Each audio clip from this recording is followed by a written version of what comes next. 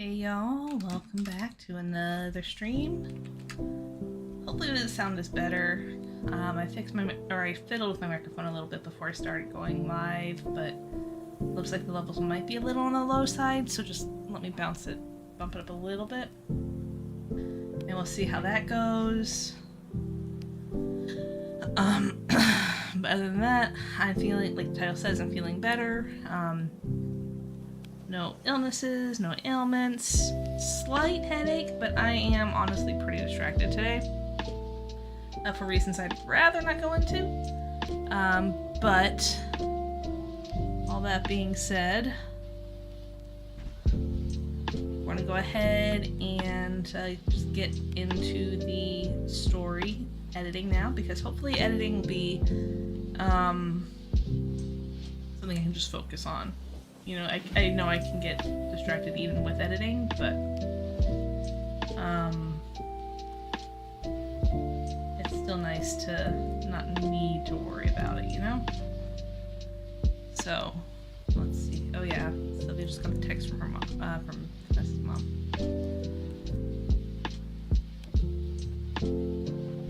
Not much later that night, Sylvia and her mom are walking into the emergency room lobby looking around. Alright, we're gonna want to be specific. What emergency room? Actually.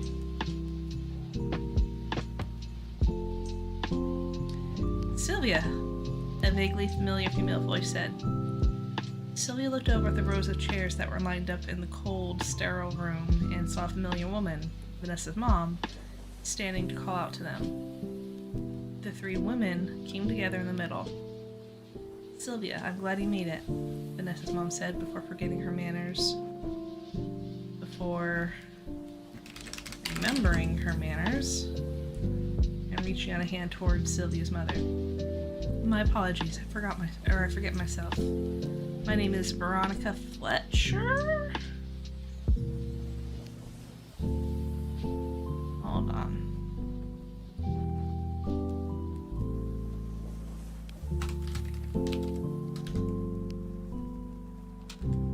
So we are going to need to make that better at some point.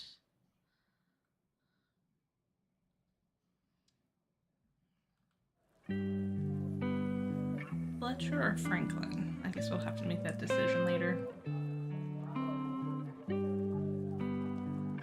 Oh, and by the way, guys, I am ending at 5 today. Just so you guys are aware, I've got stuff to do before dinner. Sylvia's mother smiled politely and took the hand to shake. If I was in your shoes, I'd have done the same thing. Heidi Mulligan. Pleased to meet you, Heidi. The pleasure's mine. Alright. Mrs. Heidi Mulligan. I spelled that wrong, but it's fine. The woman shook hands as Sylvia waited off to the side, her patience evident, but wearing thin. That's a weird phrase. Once the pleasantries were done, Sylvia spoke up. What's up with Vanessa? Mrs. Fletcher paused, looking at Mrs. Mulligan, and then looked back towards Sylvia. The doctors think that all the time in the sun today aggravated her body so much that it led to her body being unable to hold off the cancer much longer. We're gonna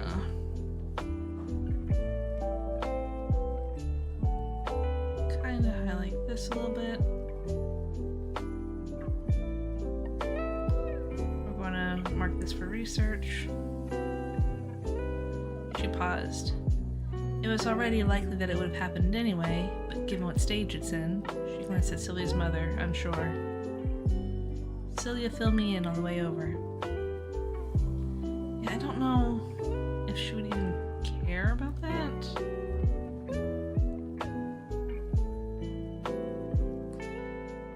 Only looking partially reassured, Vanessa's mother continued. But either way, let's just keep all that together.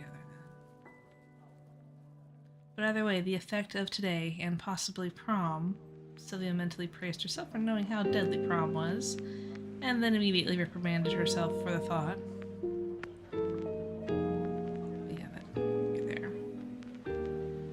But either way, the effect of today and possibly prom led her body to weakening to the point where any extra energy reserves that it was using to keep the impacts of the cancer at bay are no longer there. I'm gonna mark that for the research portion too.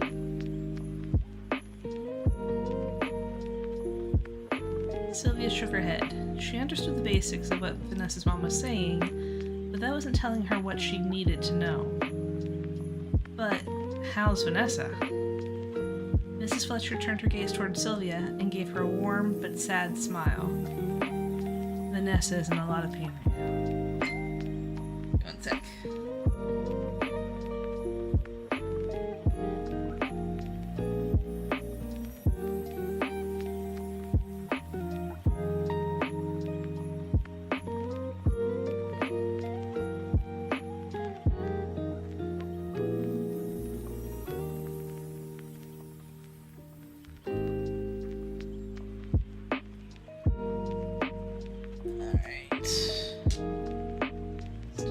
Guys.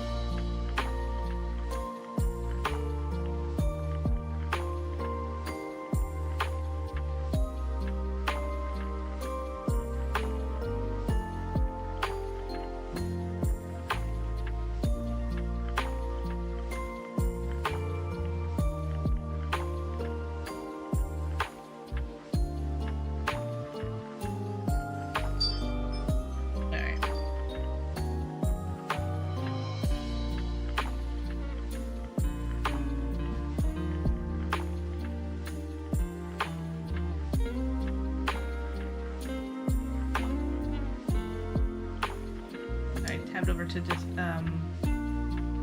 Facebook for a second and I got caught in a rabbit hole. Anyway, where was I? And Sylvia shook her head. She understood the basics of what Vanessa's mom was saying, but that wasn't telling her what she needed to know. But how's Vanessa? Mrs. Fletcher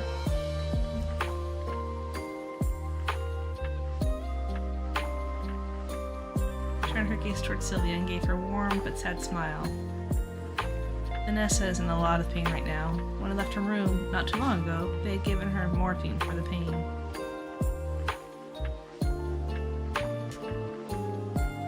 She paused, bringing both of her lips into her mouth as she bit them in thought. She probably won't be back at school for the next few days.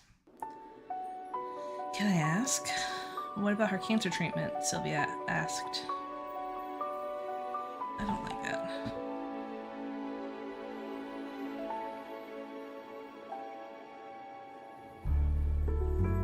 She had realized that although she knew her friend had cancer, she never spoke about any sort of treatment and never appeared to have any of the side effects that people talk about when they go through treatment.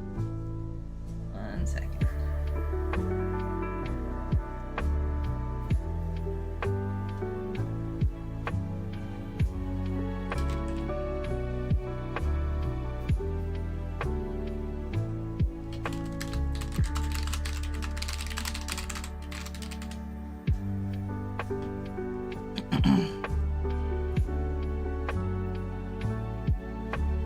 Vanessa. She had realized that although she knew that her friend had cancer, she never spoke about any sort of treatment and never appeared to have any of the side effects that people talk about when they go through treatment.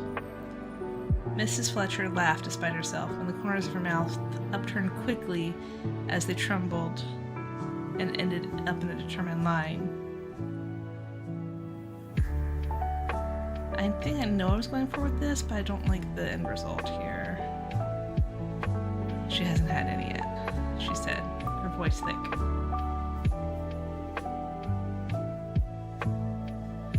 The news was a shock to Sylvia, who sat down in the nearest seat at the revelation. Mrs. Fletcher continued. She asked us to hold off until the summer. She wanted to graduate being as healthy as she could, as she make herself. She wanted to graduate being as healthy as she could make herself to be, without any sort of treatment. I'm gonna mark this for continuity because I feel like all of this for continuity. I feel like Vanessa would have told Sylvia, or I feel like I had anyway. Any treatment would have had to have been aggressive, Mrs. Mulligan agreed.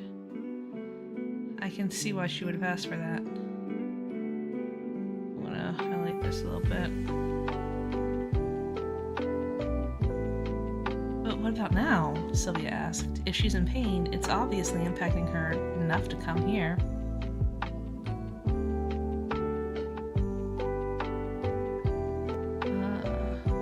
That needs to... yeah. Mrs. Fletcher gulped and nodded. I understand where you're coming from, she said.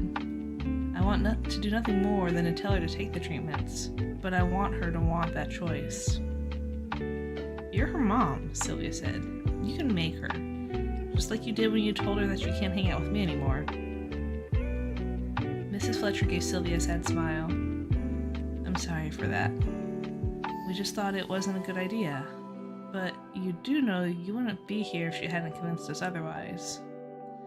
But that's different, Sylvia huffed. She knew that Vanessa's mom could make her take the medicine if she wanted to, but even though Vanessa wasn't 18 yet, she's not 18?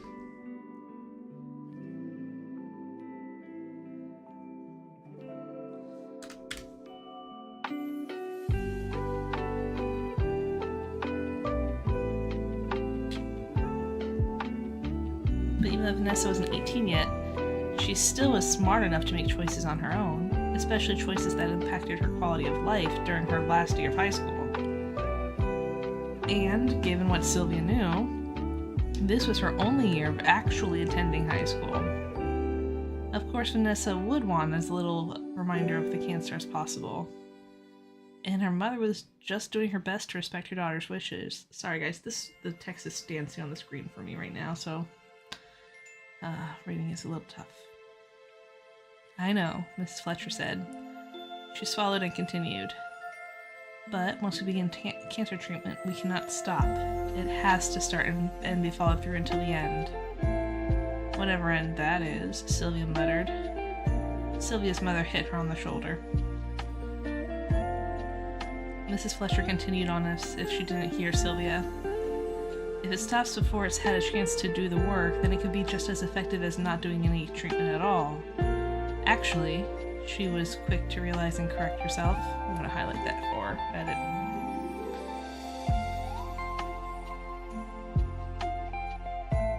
It would be worse, because if you don't do treatment, you can at least start at any point. If you start and stop prematurely, you have to wait until a treatment what? Until a treatment what?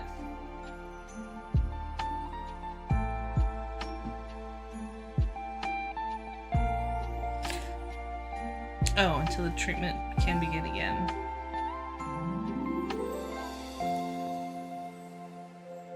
I feel like I need to explain this better, honestly.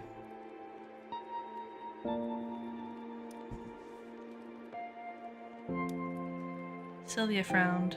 So, what's going to happen now? Vanessa's going to miss a few days of school, and then what? Internally, Sylvia was panicking. There were only 3 weeks of school left. And then exam week. She wasn't sure how much Vanessa would be able to miss before she wouldn't be able to take the exams, or if she'd even be able to take the exams at all. The doctors are going to watch her condition overnight, Mrs. Fletcher explained, and depending on how she reacts to the normal methods of pain management, they'll recommend a course of action. She looked pointedly at Sylvia, tilting her head down toward her. They'll, of course, recommend a cancer treatment, but unless Vanessa agrees to it, or the situation is so bad she won't be leaving the hospital without it, we'll be holding off until after graduation. Sylvia, torn as she was over her friend's well-being and quality of life, nodded her understanding. Alright. Sylvia... April, da-da-da...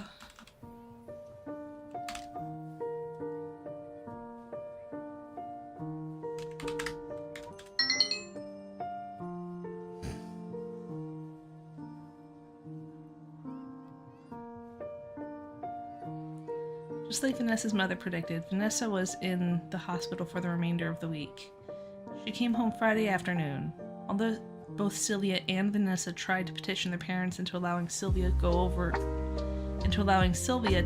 for a visit, apparently the doctor's orders were for strict rest when she's not at school to avoid any further relapses before treatment could begin. Sylvia felt like they could still visit Vanessa while Vanessa was resting. Let me try that again. Sylvia felt like they could still visit while Vanessa was resting, but Sylvia's mother argued that even though Vanessa might stay in bed during visits, reliving the school day and engaging in conversation would be enough to make the visits not restful. I'm gonna highlight this for just a rework, which, her mother pointed out, would be the opposite of the doctor's orders. So, the weekend that Vanessa came home, Sylvia decided to reach out as best she could, through text message. I'm gonna look for rework on that too. Alright, so... Alright, this is still exposition, so we're not going to set the date yet. At first, it was successful. She and Vanessa were chatting through message, with only maybe 1 or 2 minutes between messages. However, about an hour into their conversation, Vanessa sent a reply that said, "Mom says I can't do this as much. She is saying I can reply every 30 minutes at a minimum." Sylvia stuck her tongue out at the phone. Alright, so yeah, we'll do that this Saturday then. So, the 15th was Monday? Yeah.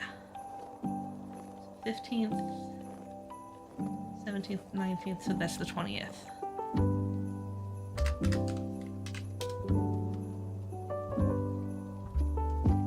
Sylvia stuck her tongue out at the phone, envisioning Vanessa's mother on the other end. Instead... What do you mean instead? Just cut that.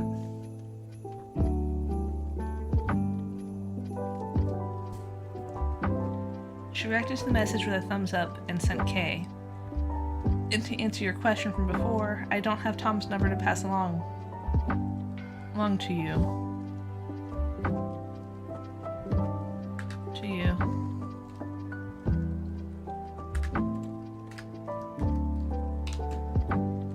Can give it on Monday.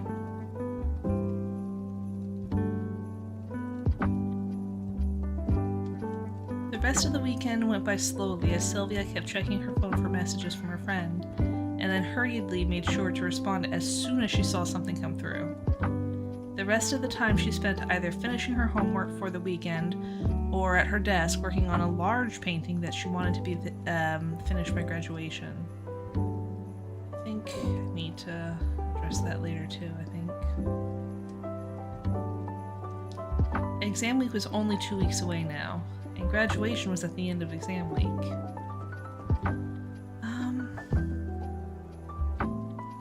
Oh yeah, because it was Monday night. Yep, that works. For the majority of the school, exam week was all week long, but for seniors, it was just the first 3 days, with schedules specially arranged so that the students could take the exams without severely impacting the rest of the school's educational flow. Then that Saturday was the graduation at the football field. After that, students typically had an overnight lock-in graduation party at one of the local bowling alleys. And Sylvia had already been invited to several personal... I think they would know that by now, so I'm going to actually highlight this for rework. And after that, students typically had an overnight lock-in graduation party at one of the local bowling alleys. We didn't even talk about a senior trip on this. I'm gonna...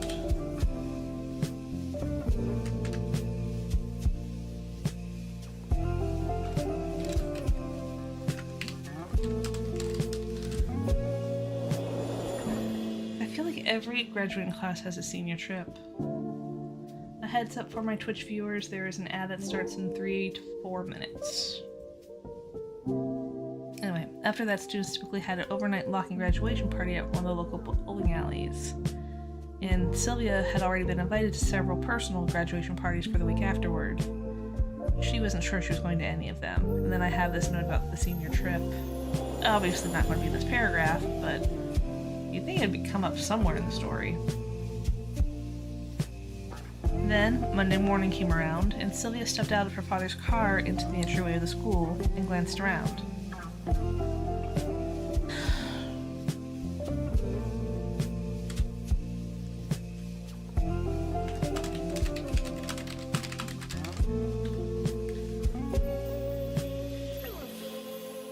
Vanessa was not in her usual spot by the doors. She swallowed. Vanessa or her parents would have let her know if Vanessa had gone back to the hospital, right? She took a couple of steps closer to the entryway and looked around. Maybe Vanessa had stopped somewhere else. Looking for someone? A tired voice came from behind her, from where the car loop was. Sylvia spun around and grinned. Sylvia spun around and grinned. You're back! I am, Vanessa laughed. She seemed like her usual self, other than a drained color to her body.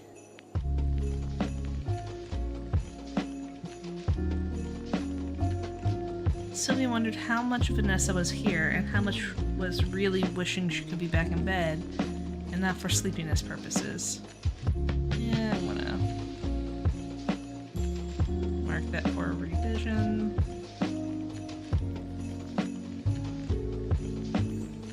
I am, Vanessa laughed. She seemed like her usual self, other than a drained color to her body. Miss me? A bit, Sylvia admitted, adjusting her backpack. Well, I'm back, Vanessa reiterated. I have a lot of classwork to catch up on. Want to walk me to my locker? Isn't Thomas supposed to do that? Sylvia asked. Well, until he shows up, I'm going to deputize you for the job, Vanessa smiled. She started down the main corridor to the lockers. Sylvia blinked. Weren't they going to hang out in the entrance for a bit like they normally do? Maybe Vanessa really did miss school. Ho ho ho. Vanessa, now several steps into the corridor, turned and looked curiously back at Sylvia. Hey, are you coming? I don't think this needs to be here. Yeah, sorry, Sylvia answered and hurried to catch up to her friend. They walked together in silence for a bit, even as they turned down the hallway where Vanessa's locker was situated. How was it? Sylvia finally asked quietly. How was what? The hospital? Oh, that, well... Do we need to talk about this? Anyway. Oh, that, well... Vanessa began thoughtfully as she opened her locker. Sylvia... Yeah, I'm going to highlight this because I don't think that needs to be really discussed.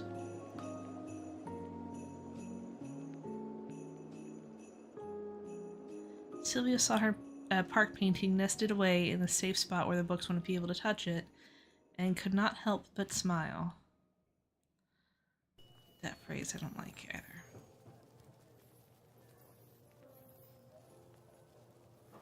Vanessa finally put together her thought as she was moving all of her books from her locker into her backpack.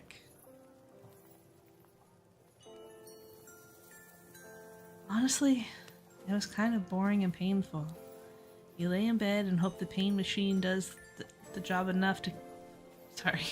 Pain machine! Honestly, it was kind of boring and painful.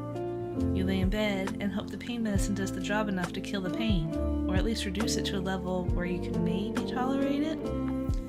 But they won't give you any more medicine until the first batch is worn off. So you start to feel the actual pain again, and then the medicine does the job to numb most of the pain, and it just goes back and forth until your body is actually strong enough to handle the medicine without pain, or handle the pain without pain medicine. Sylvia frowned. Sounds rough. It was, Vanessa agreed, zipping up her backpack and closing her locker.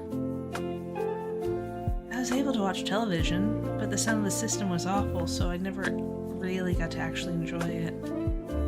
I tried reading or catching up on schoolwork, but a lot of the time the pain medicine made it really difficult to focus.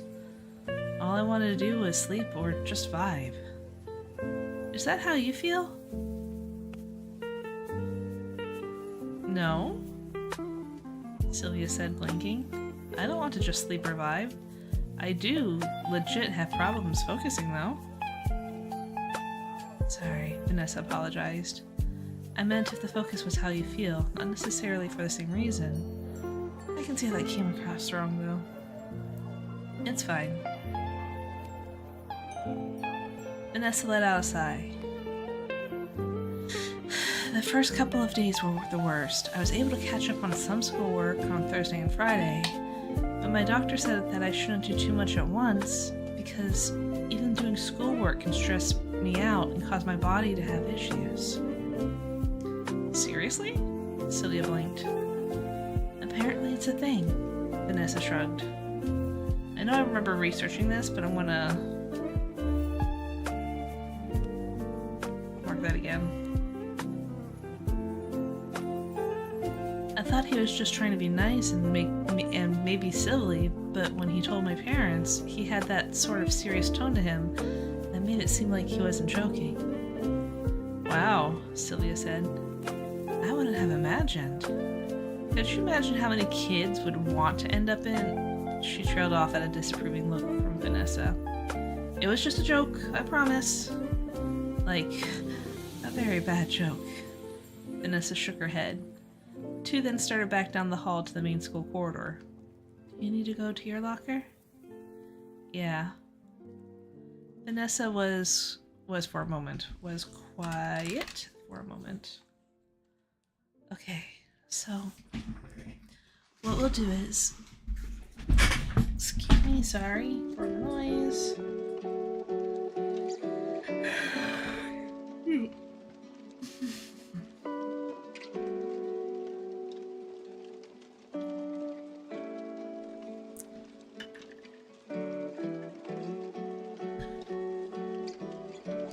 Okay, so what we'll do is I'll swing by my teacher's classes if they're open and see what I missed, and then I'll meet you at your locker? Sylvia blinked. Didn't you get a bunch of that already? The brunette shook her head. No, I got a bunch from Tuesday and Wednesday, but nothing from Thursday and Friday. I still need to collect it. I need to, like, how did she collect it? Did her parents pick it up, or what?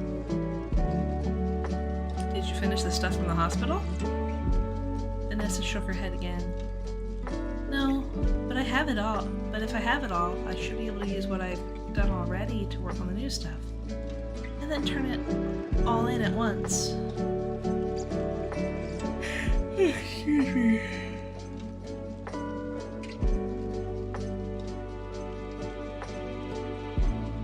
Wouldn't you just being in class today be enough?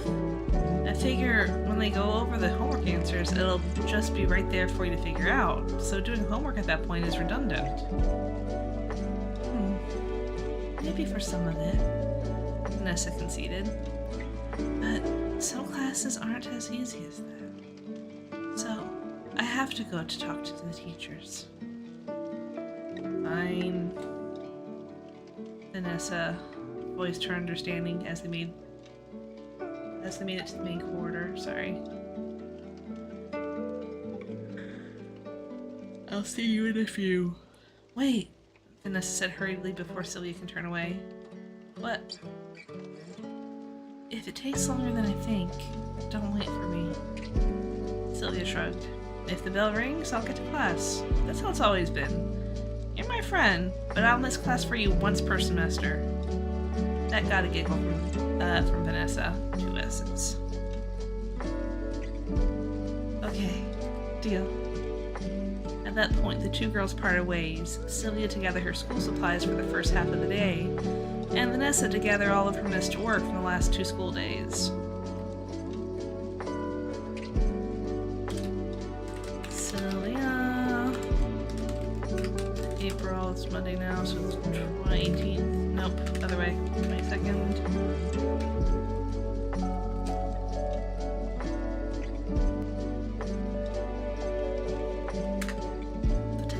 The last one should... Anyway.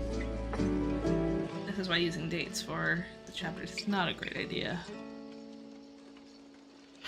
Unless the chapter encompasses the full date.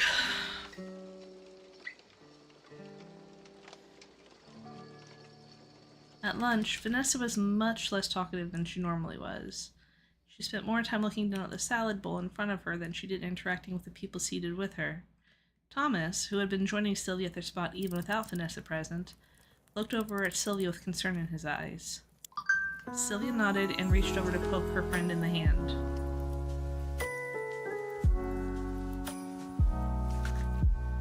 What? The brunette jumped at the sensation and looked directly across the table at Sylvia. What? You haven't reacted You haven't reacted at all to anything we've been saying, Sylvia explained. Vanessa let out a long, slow sigh and nodded. Excuse me.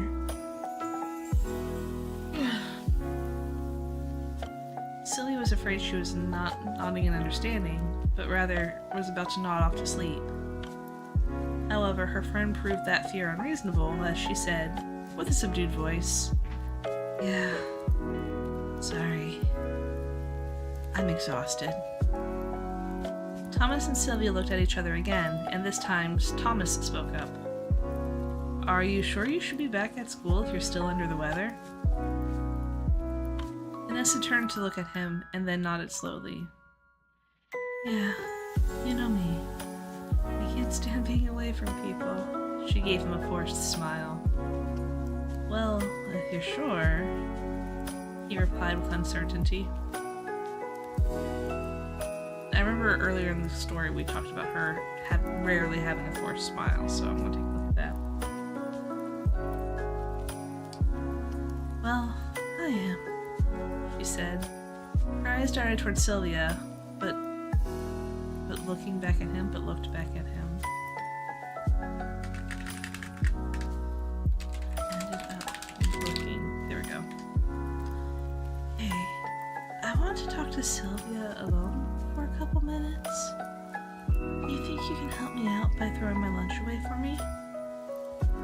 Thomas looked at Sylvia, then down at Vanessa's barely touched lunch. Are you sure you're He paused as he tried to reframe his question. Are you sure you don't want anything for later, maybe? I can see if they have plastic boxes to carry it home in. The school had a program that allowed students to box up anything they didn't finish from their lunches, so they could eat it later whenever they were in a position to do so. The only exception was soups, as the school did not want to risk soup spillage. Sylvia gave him a sweet, but obviously tired smile. That's actually a great idea, she complimented. Can you do that for me? Of course. Excuse me. Sylvia turned away as Thomas leaned over to give Vanessa a quick peck on the lips. As soon as she could see him moving away from their table in her peripheral vision, she She turned back to face Vanessa. So, I'm gonna highlight that. Not terrible, but I think it can be readjusted. So, did you tell him? She asked, worry in her voice. No, I wouldn't do that, Sylvia assured her friend. Then, how does he know? Vanessa, you've been out of school for most of last week. He was dogging me on where you were. I'm not about to tell him your business, but I had to tell him something.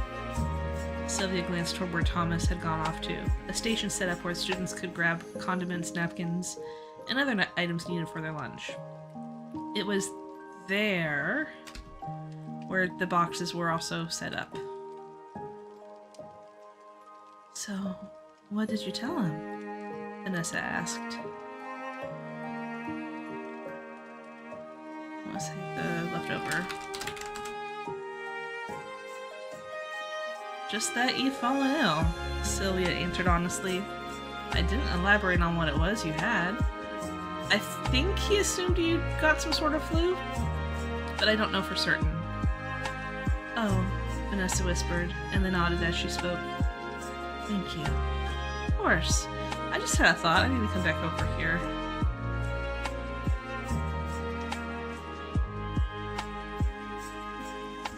Sylvia, Vanessa should definitely have Tom's number, so that line is not needed. Where was I?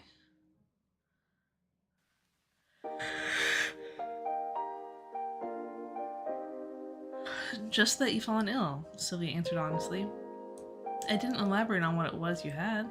I think he assumed you got some sort of flu, but I don't know for certain. Oh, Vanessa whispered, and then nodded as she spoke. Thank you. Of course. Vanessa turned toward the cart where Thomas had been waiting. He was passing a small see-through,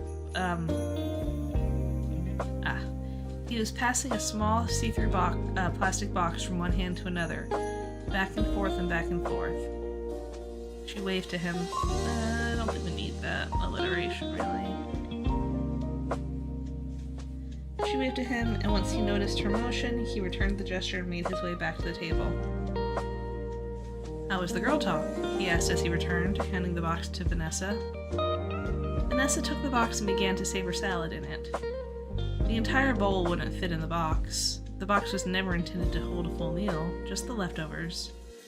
But she was able to get at least half of the salad inside. She placed a couple of pouches, one with salted sunflower seeds and another with Italian dressing on top of the salad. Well, she started. It was good. Oh, that's right, for her post-hospital stay, she starts off her sentences with some sort of leading something. That's right, I forgot about that. So, up here... we're going to get rid of that. Too far, too far!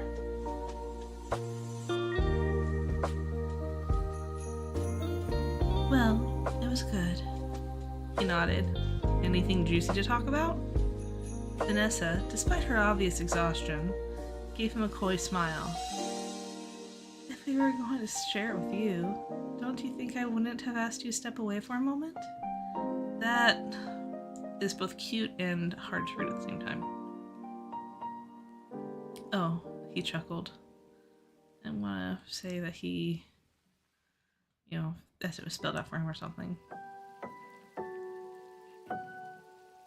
Sylvia smiled. She had a feeling he knew that there were no... Reading is hard, guys. Sorry. Sylvia smiled. She had a feeling he knew that there was no answer to his question, but was just trying to play along anyway. Well, maybe I don't need to highlight that. We'll tell you on one condition, Sylvia said, a grin appearing on her face. What's that? Sorry, what's that? Thomas asked. What? Sylvia? Vanessa piped up, panic in her voice. Sylvia waved off Vanessa with a wink. You carry around Vanessa's books for the rest of the semester, and we'll tell you what we were talking about. She was certain that he wasn't going to accept something as crazy as that. He had his own classes to get to and worry about. And, in the event that he does last through the end of the semester, it was very likely that either Vanessa would have told him by graduation, if he was still with her, or that she would have forgotten most of the conversation, so there would not be anything really to share with him. I'm gonna cut this part out. Or rework it or something. I just don't like how it's kind of spoilery, but it's also kind of realistic, honestly. Well, I think I can get on board with that stipulation. Vanessa relaxed, not knowing why Sylvia brought it up, and looked at Thomas. Well, that's assuming. He looked like he was in thought, his finger crooked under his chin. Sorry, he eventually answered. As tempting as that is, I'm going to have to pass. Logistically, that's impossible with my class load. Vanessa shrugged. My boss. He grinned. Maybe I'll figure it out on my own. Not likely, Sylvia said. We are very good at making sure people don't know what we say, she bragged. And how is that? He asked. We forget everything as soon as we say it. Hee hee hee. Alright, so Sylvia, this Wednesday, so 2 days later, April 24th.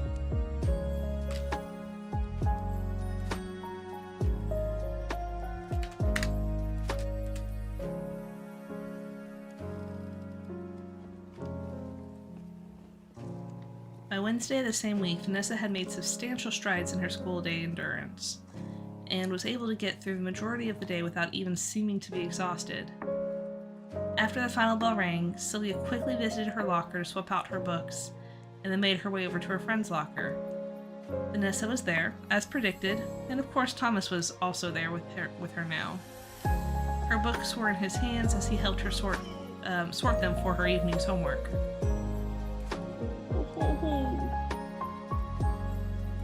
Hey, Sylvia greeted them as she slipped out of the sea of students and walked over to the locker.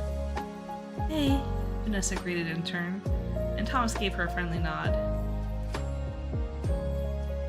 Sylvia, Vanessa said, turning around in her spot to face the blonde. Oh. What's the formatting color? Hold on.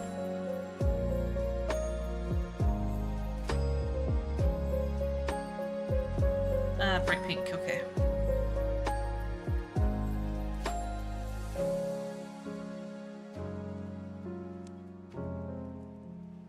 What's up?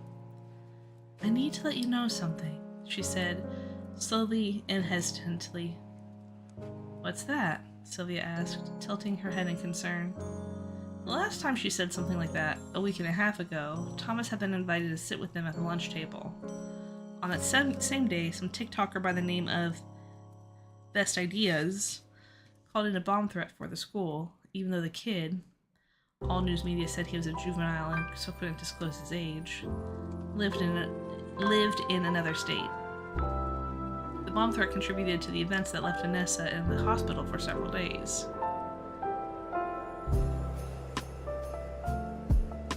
She was certain Vanessa's news today wouldn't lead to anything like it did last week, not that the news was any sort of factor in it, but she was still wary about the phrasing she had used. I'm not going to the car loop today, Vanessa said, nervousness in her voice. Why not? Vanessa looked at Thomas and then back to Sylvia. Tom's driving me home. Sylvia blinked. Oh, well, cool. You two play nice, okay? Vanessa nodded, a shy smile creeping up on her face. We will. Sylvia had so many questions for Vanessa, but decided it wasn't anything she should ask while Thomas was present. Instead, she smiled and shifted her backpack. You'd better, she quipped, otherwise I'm joining next time. Thomas laughed and Vanessa just blushed. Then they all fell quiet. After a few moments of awkward silence, Sylvia realized it was time for her to bow out, and she stepped away. Alright, you two have fun, okay? Drive safe. And Vanessa, I'll send a message later? Sounds good, Vanessa agreed before turning back to her locker and to Thomas.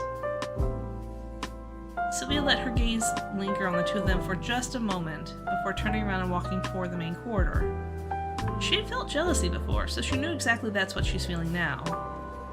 Her friend, her new best friend who she'd gone through so many ups and downs with in just this half a year alone, for the first time since they had become friends, without any injury or other malady getting in the way, was not going to be at the car pickup loop with her. This feels so forced and I hate it, but it's also real, if that makes sense. Oh, stretching.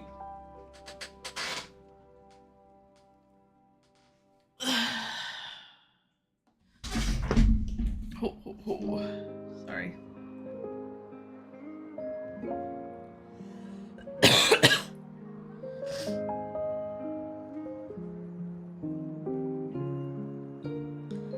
Yeah, and it's also kind of wordy.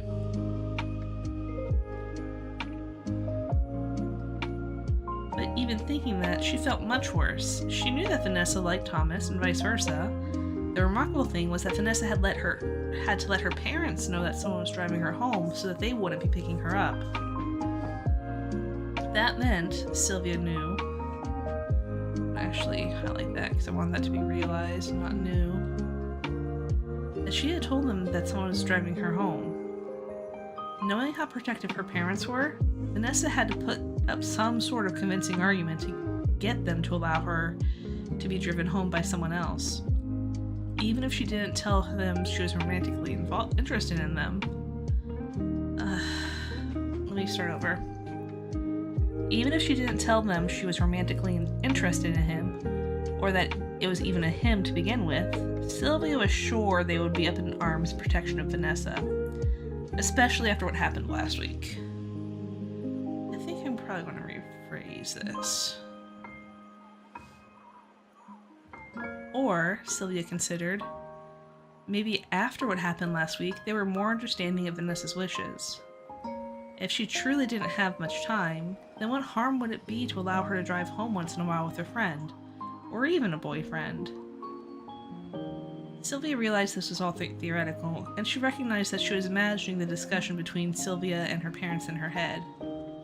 It's possible they didn't know at all, and might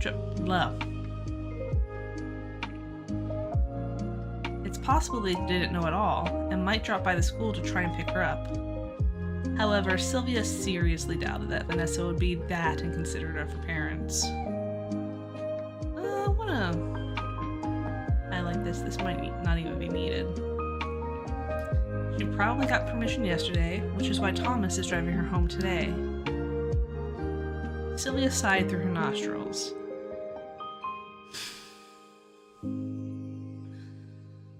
I'm going to actually highlight that because that is kind of weird too.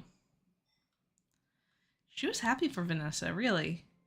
She knew she liked that boy, and she was finally getting a modicum of freedom that she typically didn't seem to have until very recently. What bothered her, she realized,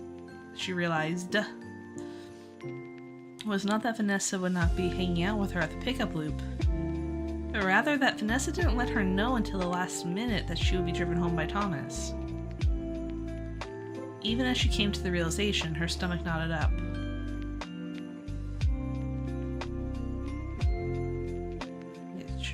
As she came to the realization, but it is what it is. Vanessa tried to warn Sylvia last week about Thomas and the lunch table, but didn't get to.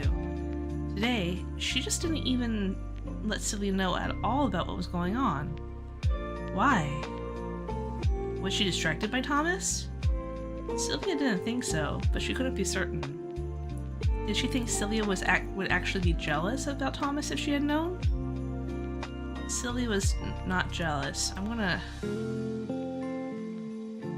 either consistency, because I literally said 5 paragraphs ago that she wasn't jealous, or that she was jealous. Or I think I want to do a bit of both. Sylvia was not jealous. She was not even mad. She was just disappointed. I'm just going to highlight the rest of this and just be like, do we want this? Alright. Sylvia, April 24th.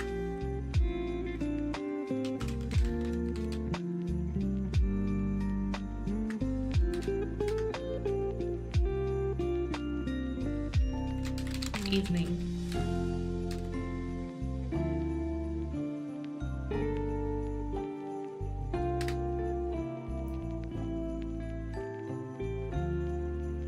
Later that night, Sylvia sat at the breakfast table with her phone in her hands. There was a cup of milk off to the side that she had intended to drink not long ago in order to help her fall asleep. She had completely disregarded that, however, once she picked up her phone and realized she forgot to send Vanessa a message like she promised to do. So, now in the evening, Sylvia was staring like,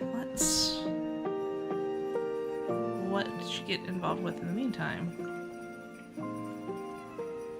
So, now in the evening, Sylvia was staring at her device, ready to type and send a message. Any message. But nothing was coming to mind. I'm going to highlight this for formatting.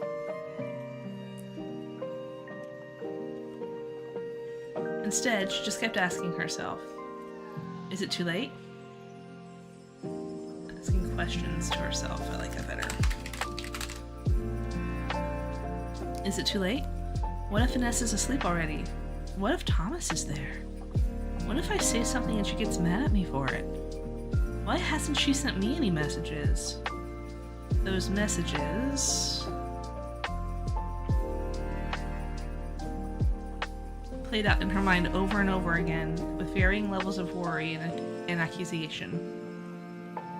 In the end, she typed out YT and hit send.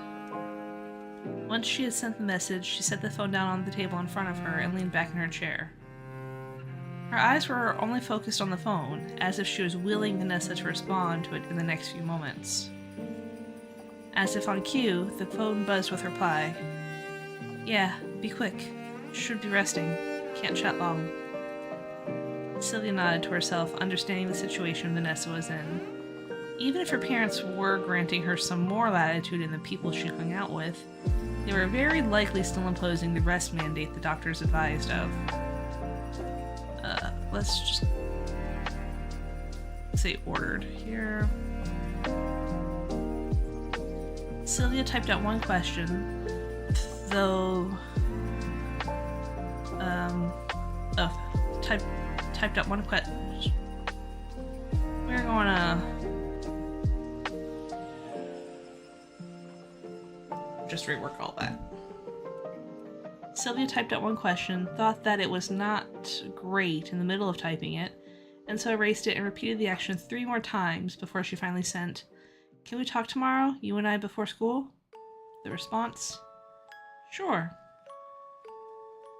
Sylvia sighed and felt a slight wave of relief come over her.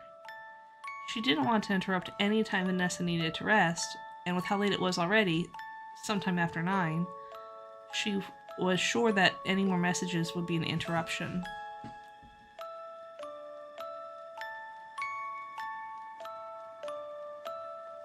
I'm gonna highlight this for rework. I'm gonna step away for a minute, guys. I will be right back.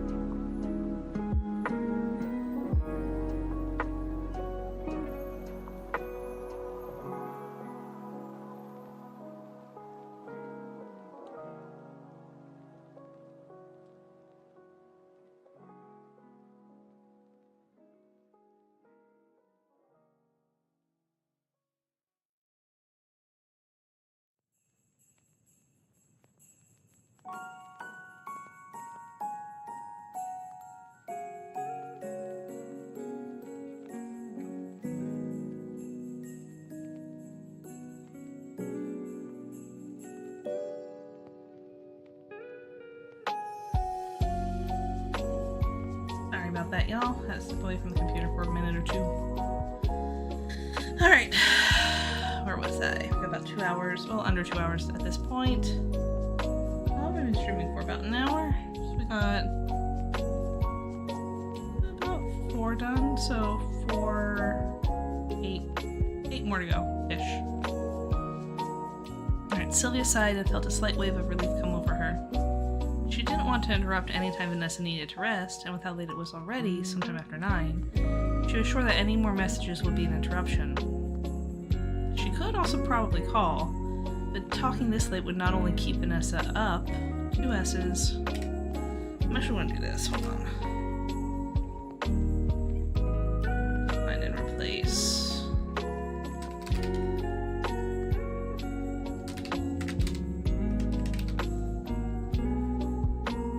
All.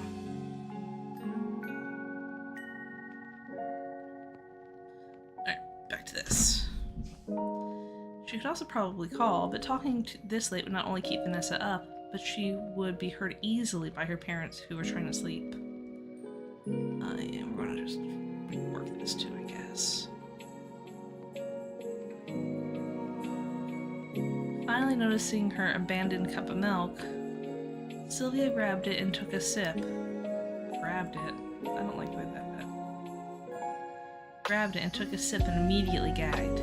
This is disgusting! She couldn't help but shout. As soon as the words left her mouth, she paused and looked over at her parents' room.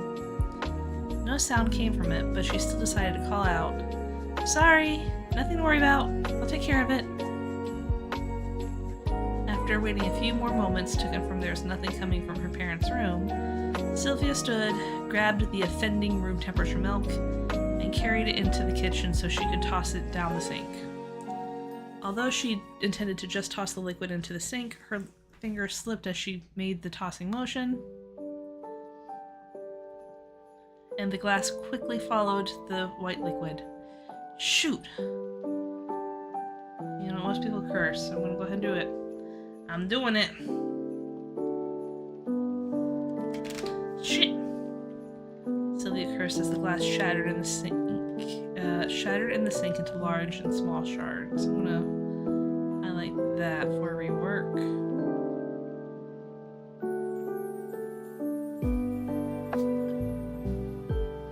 She couldn't see her parents' door now to look at it in fear, but she still strained to listen to see if there was any reaction to the shattering glass just now. I'm going to highlight that for potential rework. As she listened, she grabbed a plastic bag and started to pick up the shattered glass pieces and toss them into the bag. This time, there was a reaction from one of her parents. "Sylvia?" Her dad's tired voice called from where their room was. "Dropped something. Sorry, I'll clean it up." She looked up as she called back. What she intended to do was pinch a large shard of the remainder of the cup with her pinky and pinky? Yeah, I don't know why I wrote pinky. That's kind of impossible. Unless it was like really thick. With her thumb and forefinger so she could place it into the plastic bag. But, yeah, I'm gonna actually add a but here. But because she was now no longer focused on the task and was still working as she was replying to her dad, what she ended up doing was reaching down and then feeling a pressure against the palm of her hand, ending with a poking feeling at the meatier portion of her palm. Immediately drawing her hand back at the poke, she yelped and grasped it with her other hand. That's when she felt how wet it was. Hey, Wise Books! Editing's coming along, well. Thank you for asking. Just doing the markups right now, and then we'll go through and work around those markups.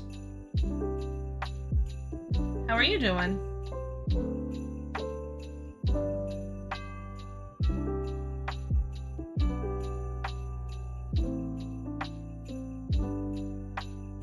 Let's see. Immediately drawing her hand back at the poke, she yelped and grasped it with her other hand. That's when she felt how wet it was. Sylv? Her father's voice called again from the room, still sleepy, but this time also sounding very concerned. Good, I'm glad to hear that you're doing well. Sylvia did not answer her father in a timely manner. Instead, she turned her hand over and blanched as she saw the gash that stretched nearly the entire width of her palm, and the red blood that was freely flowing from it. She stammered, unsure how to answer him without raising any alarm, or if she should just tell him what happened.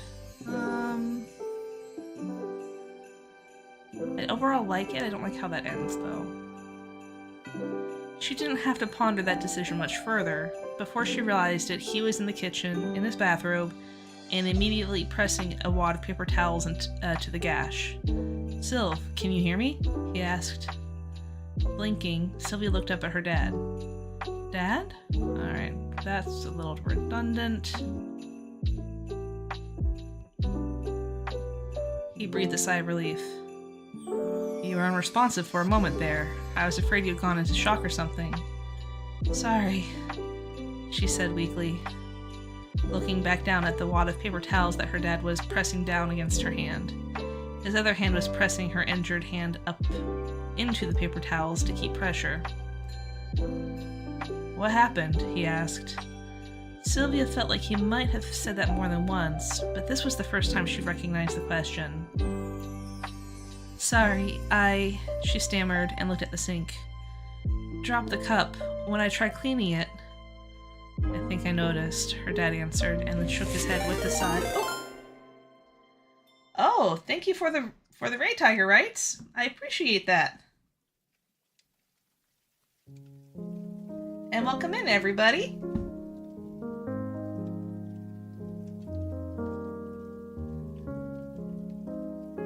How is everyone doing?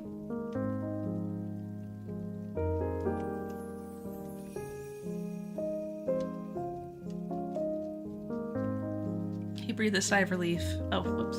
Oh, well, we'll back up here. He breathed a sigh of relief. You were unresponsive for a moment there. I was afraid that you had gone into shock or something. Sorry, she said weakly, looking back down at the wad of paper towels that her dad was pressing down against her hand. His other hand was pressing her injured hand up into the paper towels to keep pressure. I think I'm gonna rework that.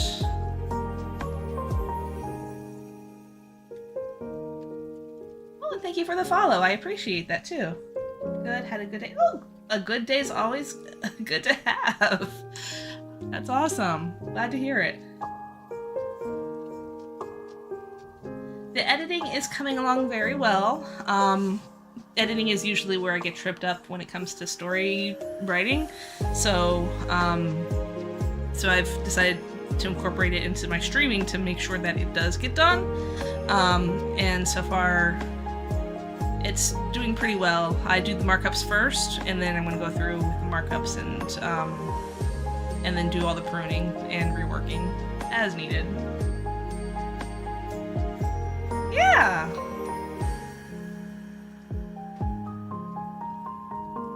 I'll be sure to get you added too. I've got a few others that have come in through NaNoWriMo, but or novel challenges as I call it this year. But yeah, absolutely.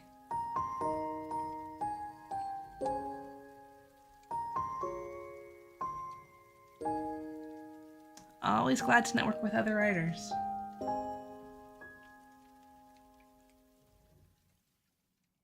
What happened? He asked. Sylvia felt like he might have said that more than once, but this was the first time she recognized the question.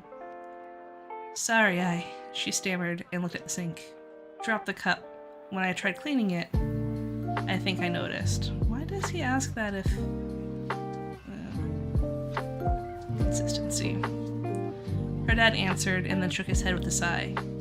I won't ask any more questions after this, but do you think you can keep the pressure on this? He indicated the wad of paper towels.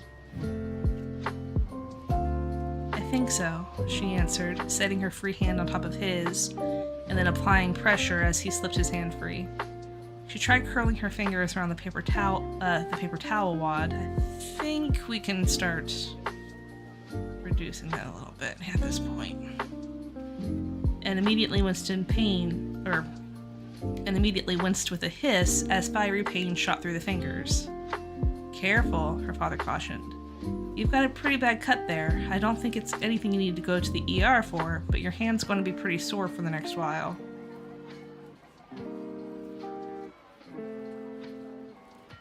If the pain hadn't brought Sylvia back to her senses, that statement certainly did. She sharply turned her head toward her father. What do you mean? Just that, he said with a shrug as he started to clean up the broken glass that caused the injury. It's going to be tough for I'm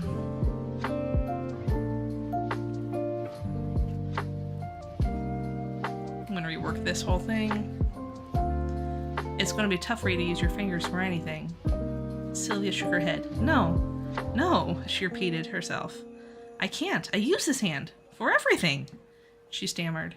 She looked back down at the ball of paper towels that she was holding down into her palm as redness was starting to peek from some of the lower folds. Her dad smiled apologetically, not turning his gaze from the task at hand. Sorry, kiddo. Sometimes you just have to roll with the punches. But I can't write, or paint, or text, she argued. Not for now, he agreed. But in a few days you'll be able to do some of it. It might be rough, but it's not for forever. Blah, but it's not forever. Nor will it be for an extended amount of time. He paused. I hope. What do you mean you hope? He shrugged. I'm no hand doctor, but I understand that there are a lot of nerves involved in the hand, so... Sylvia, already pale from the loss of blood, glanced further at the thought of not being able to use her dominant hand. I won't be able to use it? It's a very distinct rarity, her father tried to cautiously say. Could it happen? Sure. Will it happen? Probably not. You're no relief, she said flatly as she looked at him. Let's get you bandaged up and in bed, he said, changing the topic slightly. I'll take care of the cleanup here. I'm actually going to make a note for future, or when we actually get into the rework. Because the mom's the nurse, or the wannabe nurse. Alright. Celia, April 25th.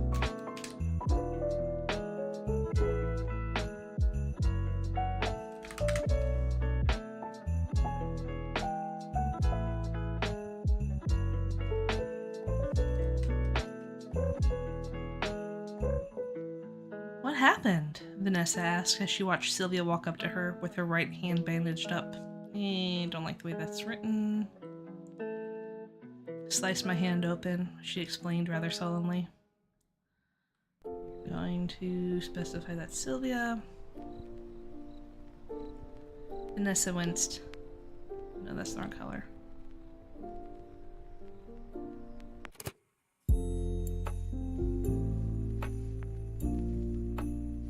Vanessa winced. Ouch, I'm sorry about that. Or sorry about that. Not your fault, Sylvia shrugged. These things happen, or so I'm told. Vanessa nodded in response, still looking concerned about her friend's hand, but not commenting on it any further. So, she began instead, what did you want to talk about? Shit.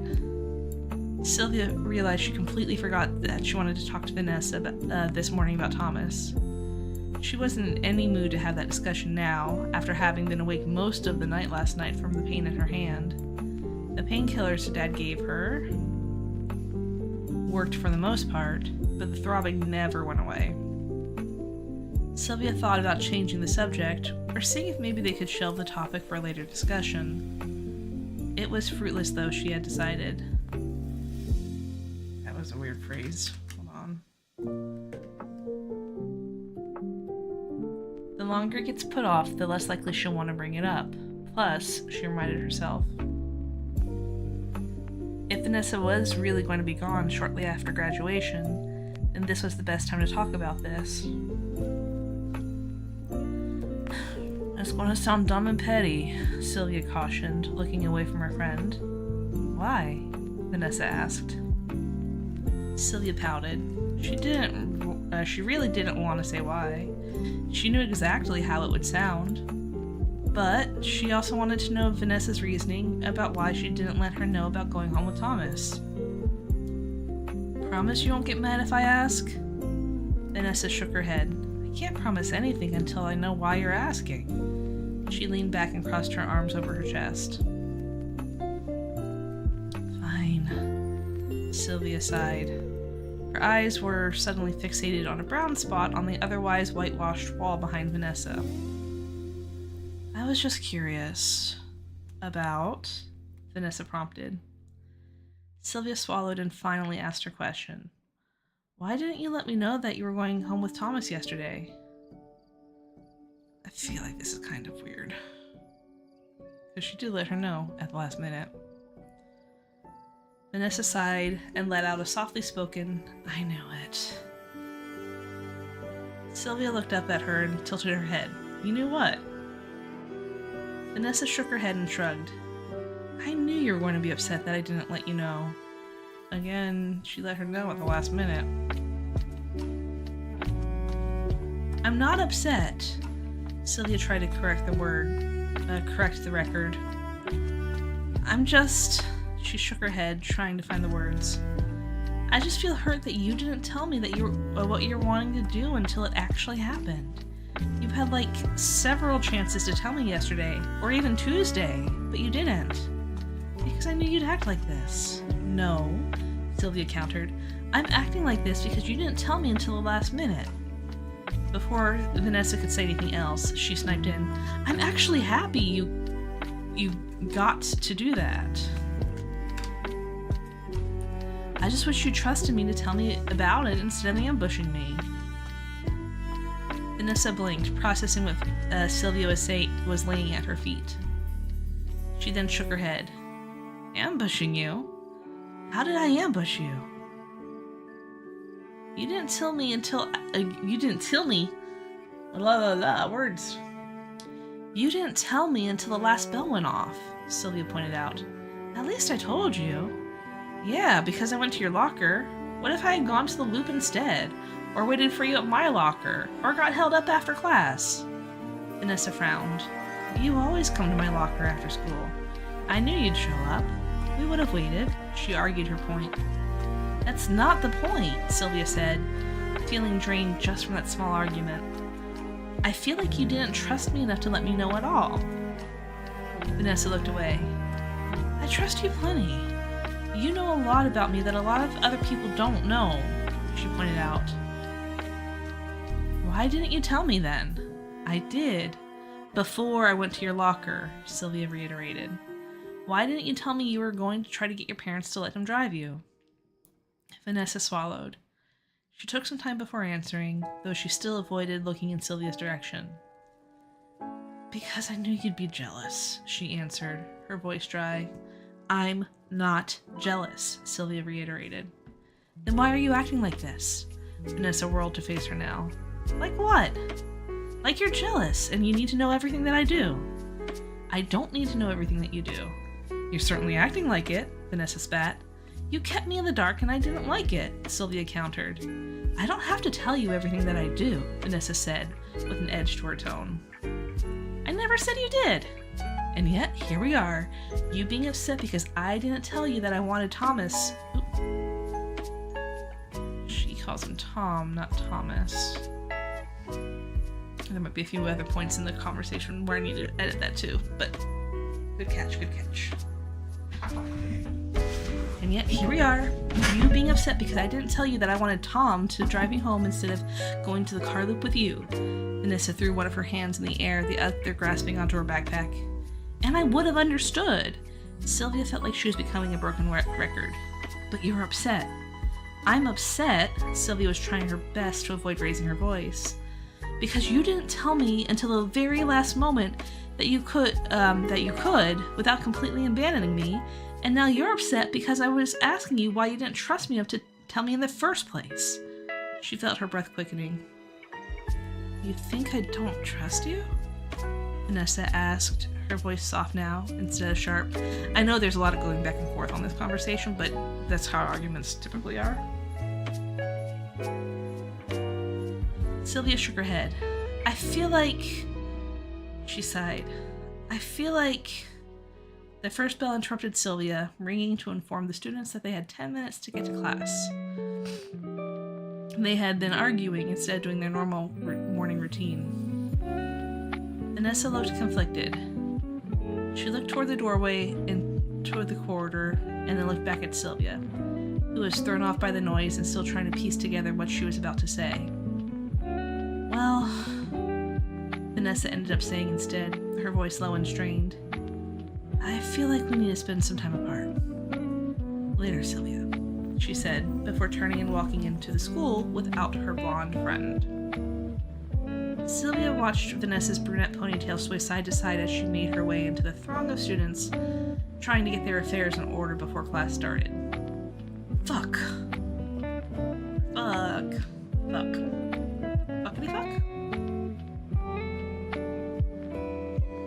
I'm sure, like, if this got made into a movie, a director and an actor could make better use out of that.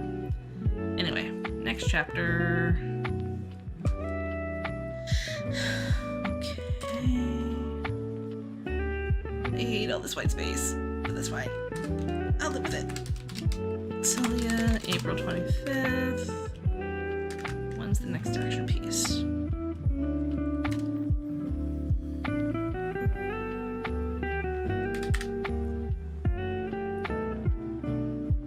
That school day was unbearable. Not only did Sylvia feel awfully emotionally. Not only did Sylvia feel awful emotionally. Yeah, that's just gonna have to be reworked. From her fight with Vanessa, but also physically from her lack of sleep and her throbbing hand. Exams were coming up fast, and teachers were now pivoting from end-of-semester lessons to exam preparation. That meant that many teachers were giving lectures and recommending students take copious notes on top of whatever was already taken during the school year or semester. Sylvia had sliced her dominant hand, which meant writing was not an option. From her first class onward, she had asked the teacher if she could utilize an audio recorder for the lectures. I'm actually going to mark this for elaboration because she only had, that she brought to school or in her phone. But each class had refused to allow her. It was notes or nothing. Maybe, her third period teacher, Mr. Bruns, suggested, you can ask someone to copy their notes for you.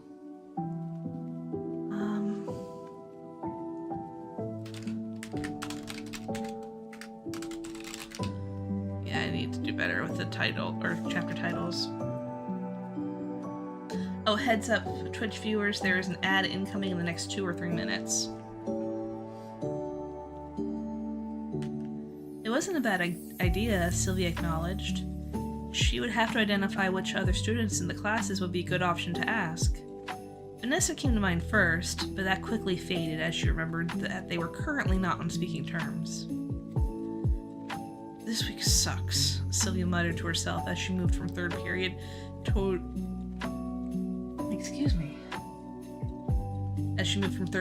her fourth period class. Standing in line outside of the class, she tried to refocus her mind. She needed to stop worrying about her friend, or ex-friend, and figure out who else she can speak to about getting notes for finals. Ouch! A male voice spoke up as he stood beside her in line. Sylvia glanced over at him and noticed it was Elmo Reniger, one of the boys in the It's me, it's not the text. One of the boys in this literature class with her, although I do agree that this line is kind of redundant. So maybe we'll just mark that for rework. She didn't know too much about him. He had started attending Seminole High School a couple years ago, but she never really had anything beyond the literature classes with him. He seemed like a smart student, but he was often quiet. He was relatively tall, compared to her, with black, straight hair, pale skin, and kind of a pointed nose. Why am I describing him?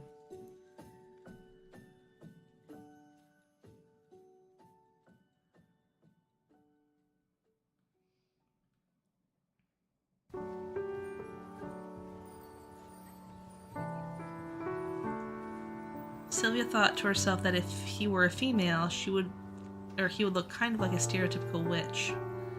However, as it was, he was a male. It was also unfortunate that his name was Elmo, as it earned him some sort of stigma due to a popular children's show. We're gonna rework that a bunch. What happened? He asked her as soon as he noticed her glancing his way. He pointed toward the bandaged hand. Oh, she glanced down at her hand. Sliced it open by picking up glass. Gotta be careful how you hold it, he explained. Those corners can get you.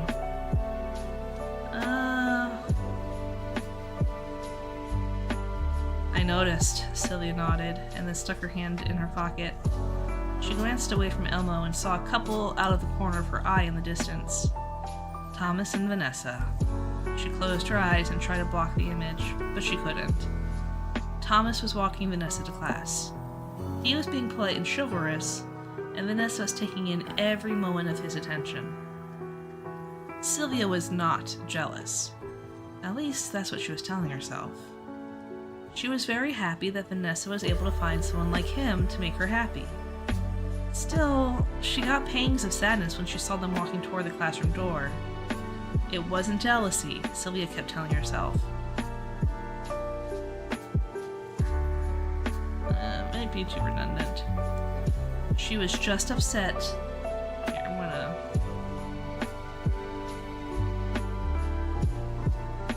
Here, She was just upset that her friend was upset with her, and that they would probably not talk again for a while.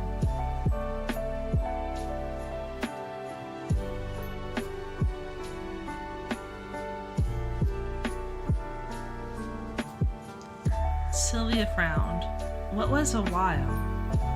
If she and Vanessa didn't reconcile soon, preferably by the end of the school day, or graduation at the latest, then would she even be able to actually reconcile? She and Vanessa really only hung out at school, and only very recently did they get the green light to hang out periodically outside of school. The last week's hospital visit stopped those extracurricular hangouts. I think I'm going to rework this. It's technically not wrong, but also technically not right.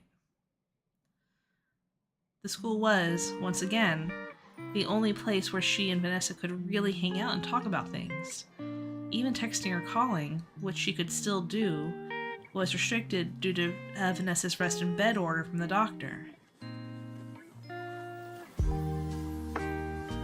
AKA bed rest. This meant that only during school, literature, lunch, economics, sometimes between classes, and the car loop before and after school, were the only times they would get to hang out. And one of the car loop options wasn't on the table anymore if Vanessa was being driven home by Thomas on a regular basis. Heck, Sylvia realized as she saw them interact down the hall. Apparently one of Thomas's classes wasn't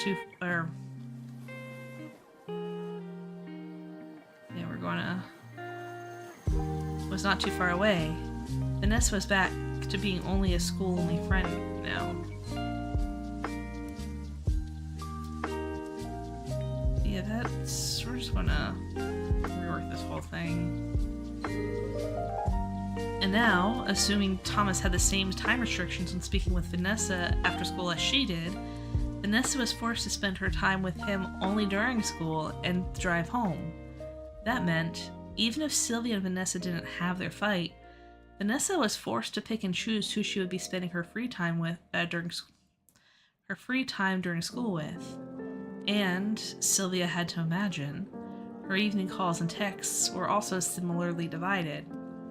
Vanessa's time was a finite supply, but demand far exceeded that capacity. Excuse me. Sylvia shook her head. Stupid economics, she muttered to herself. She looked up again and saw Vanessa walking in her direction, or rather, in the direction of the door as it opened to allow students into class. Hey, Elmo? Sylvia found herself asking suddenly, her eyes on Vanessa as the brunette pretended not to notice her. What's up? Since I can't take notes like this, can I borrow yours for the exam? Alright.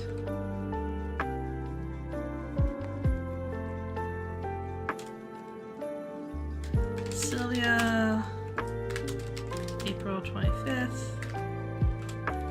Economics.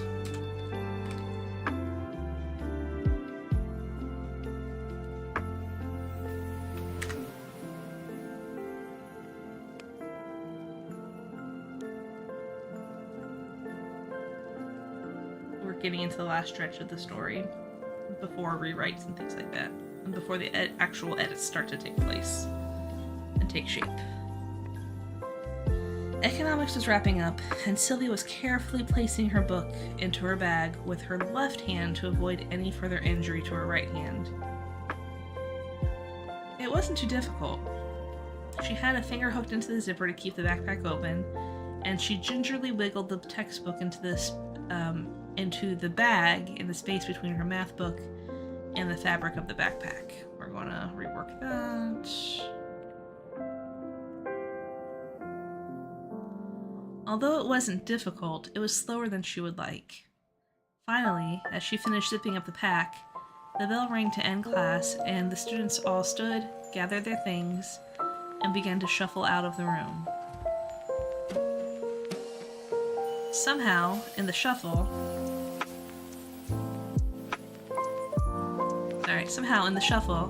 Sylvia found herself behind Vanessa and inwardly winced. She wanted to say something about the lecture. She wanted to ask her if she could borrow her notes for the exam. Either way, she wasn't going to speak with Vanessa. No, the brunette was pointedly looking everywhere but over her shoulder toward Sylvia. It was almost infuriating, the way Vanessa was ignoring her. At least a couple weeks ago, when Vanessa's parents tried to end their friendship, Vanessa was avoiding Sylvia out of sadness. Was it a couple weeks ago? Yeah, I guess it was. Now it seemed like Vanessa was actively doing her best to ignore that Sylvia even existed. I don't like the way that I phrased that. Fine. If she wanted to be that way, she could. Vanessa wasn't the only one who could pretend like someone didn't exist. Sylvia had gotten along very well with many of the other students before Vanessa came along. She could continue those relationships with ease. That's also kind of oddly put together. It would be like Vanessa had never come around. However, none of those friends were in this class, or around it as the group was released into the highway. Highway? I also don't think that's phrased. As the group was released into the hallway. Sylvia left the classroom, looked around for people she knew, ones that weren't Vanessa, and saw no one, and started toward her next class. "Hey, Sylvia!" someone called. She paused and turned around at the attention. "What?" It was someone from her economics class, a girl who was pretty popular with the boys. Her name, ironically, was Chastity. I don't like that. It feels catty to me. I don't like it.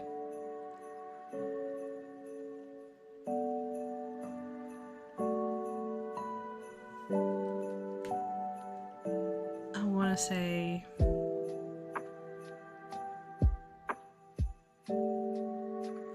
Prudence.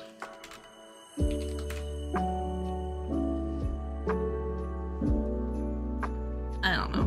I think I gave her a different name later on in the story too, so we'll see. I'll mark her as a,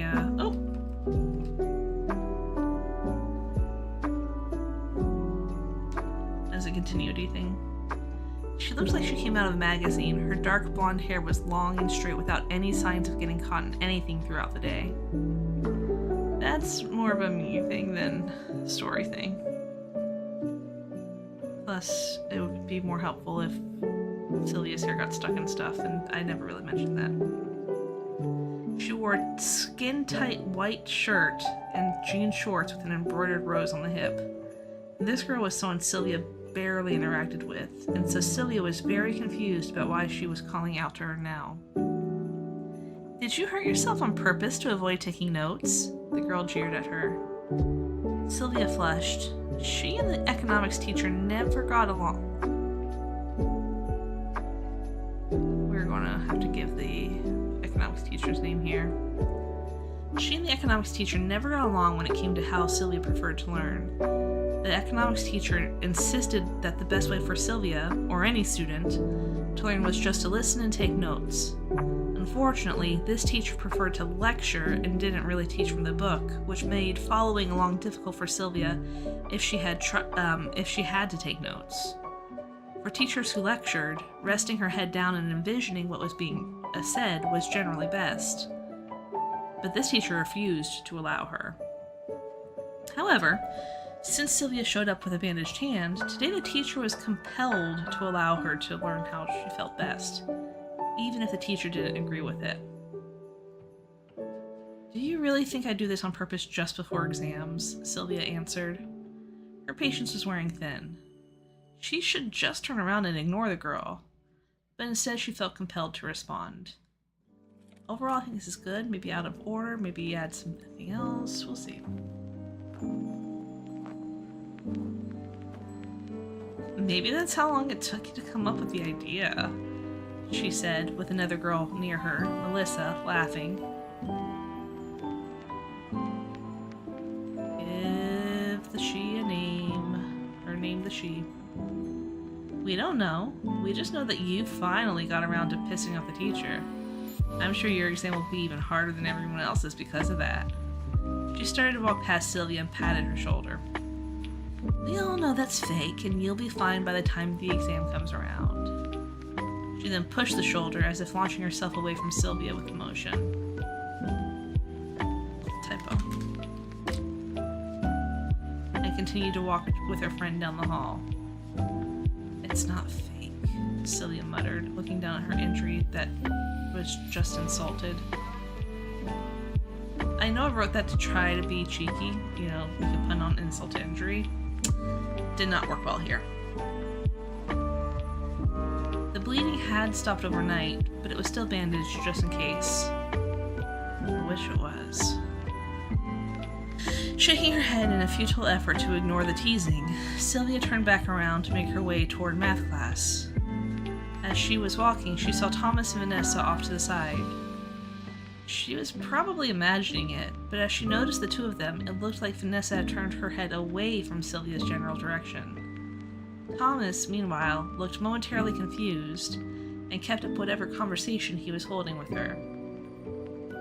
Sylvia shook her head again and resumed her pace down the hallway to math class.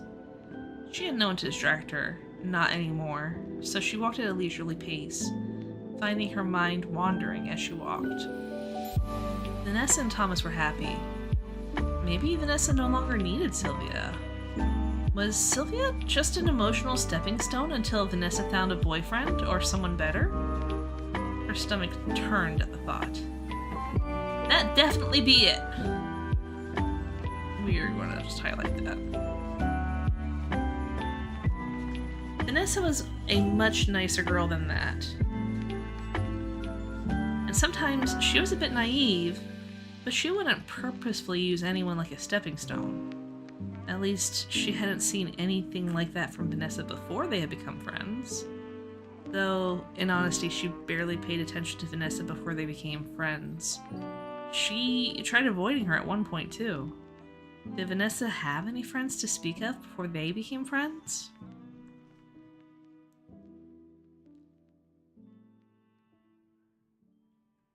I want to revamp this part. Sylvia had presumed not, simply because Vanessa didn't address anyone else as a friend when they were starting to get friendly. That feels weird. Now that she thought back on it, she realized that she just simply did not pay enough attention to see if Vanessa had ever walked to class or was speaking with anyone else in class. It made sense, though, that if Vanessa was the type to make a friend and then dump them, that friend wouldn't just lay down and take it. They'd probably have said something, and Sylvia would have noticed at some point. At least, that's what she would like to think. Isn't she just laying down and taking it now? She frowned. Vanessa said they should spend some time apart from each other.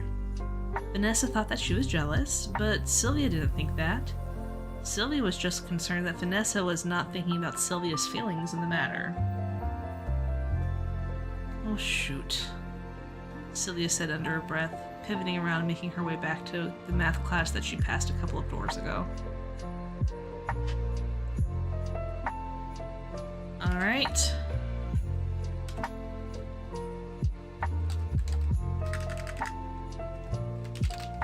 I can't type. Sylvia. April 25th.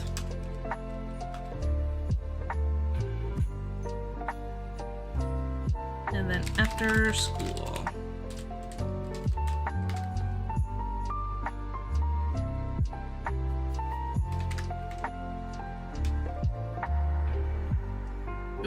I don't know what I just did.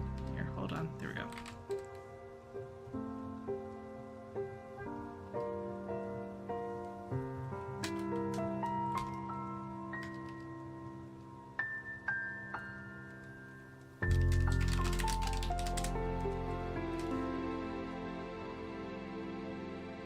There we go.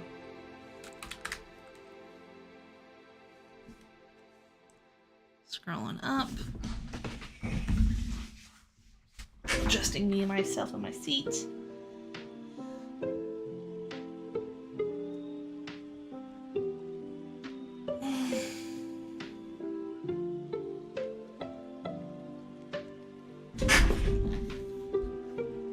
Are you and Vanessa no longer friends again? Sylvia's mother's voice interrupted Sylvia's brooding thought. I'll rephrase that to home. What made you think that? Sylvia asked as she reached over and picked up the television remote. You've been staring at that blank screen for the last 5 minutes, her mother pointed out, her finger pointing toward the blank television screen.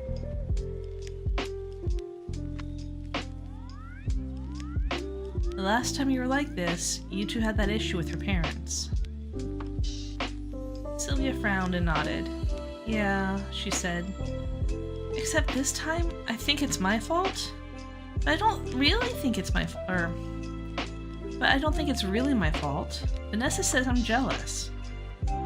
Sylvia spoke rapidly toward her mother. At that moment, Sylvia blinked and looked her mother up and down. Why are you wearing scrubs? Sylvia's mother grinned and spun around in a circle in the living room, showing off her teal scrubs. You like them? They're just scrubs, Sylvia said, looking her mom up and down. Really? You know, sometimes you gotta get words out, you gotta get them out. Did you have to wear them to work today?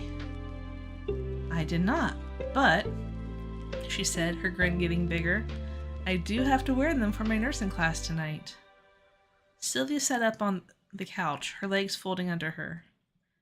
You have a class tonight? Her mother nodded. I spoke with someone about getting my nursing certification renewed after all these years. I'm gonna highlight all of this because I need to research it. They said that I can get many basics waived, but techniques and other newer classes that have gone mainstream since I left the field need to be taken before I can become certified again. That's great, Sylvia said, then blinked. Wait, did college start already? Sylvia's mother chuckled and shook her head. No, this is a different program. It's an accelerated program designed for people in my position. It only runs for about 3 months, so I've got to make sure I'm there for every class. Oh. So I definitely messed up on that later in the story. That's great, Mom, Sylvia beamed. I'm happy for you. Though, that reminds me. She trailed off. She was just now remembering what Thomas said a week or so ago about enrolling in the community college. Reminds you? Her mother put her hands on her hips and asked, in a more stern manner, Reminds you of what? What did you forget this time? Sylvia winced. Her mother knew her well enough that if she was reminded of something, she very likely forgot something important. Like the art portfolio last year. Well, Thomas, she felt weird saying that name out loud after what impact his presence had with her friend with Vanessa. That doesn't even make sense. But it also wasn't his fault.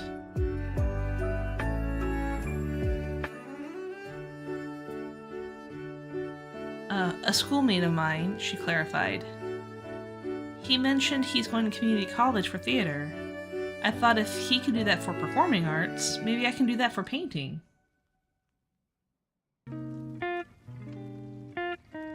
That's certainly something you can do, her mom mused. I would want you to go for something else, though, if you're going to community college. But Mom, I don't want to go to school for nursing or plumbing or anything like that. I just want to go for art. Her mother sighed. You don't have to just get a certification like that. But if you're going for art, I'd prefer you also pick up some other skills that you can take to a workplace while you wait for your art career to take off. Like what? Sylvia asked. Her mother shrugged. I don't know. Maybe take a couple of computer programming courses, or accounting. Sylvia made a face. I don't like that stuff. What do you like, other than art? Sylvia's mother challenged her. Sylvia huffed and thought back to school. Most classes she felt rather neutral about, and she didn't particularly enjoy any of them. I don't know, she said. Other than art, I don't think I like any of my classes any more than the others. Other than art, I don't like any of my classes any more than the others. I don't like the way that's written. Try not to think about it in terms of classes, Sylvia's mother said as she walked over to a mirror that was hanging on a wall and started to pull her hair back into a tight bun. What do you mean? Sylvia asked. What do you enjoy doing when you're in classes at school? What makes you more interested in the subject? Hands-on projects? Sylvia answered, unsure about what her mother was getting at. And you want to avoid a hands-on job? Painting is hands-on. Her mother sighed. Other than art. What's the word for it? I don't want a vocation. I just want art. This feels weird.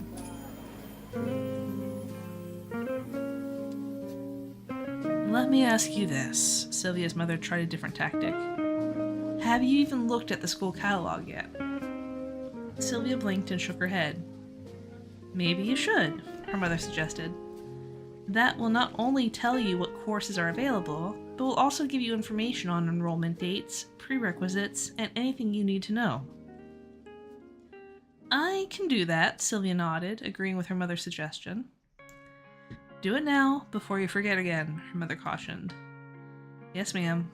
Sylvia set down the remote that she did not end up using and stood from the couch. Stood from the count. Count Couchula, at your service. That's an interesting image. She went into the kitchen where her phone had been charging and pulled it off of the charger.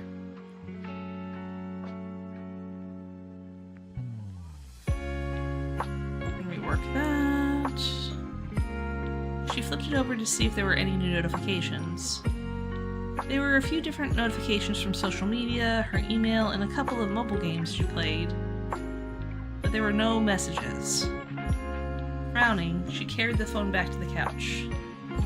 Don't sit down yet, her mother snapped at her. Sylvia, whose eyes were on the phone, snapped at her head up at her mother.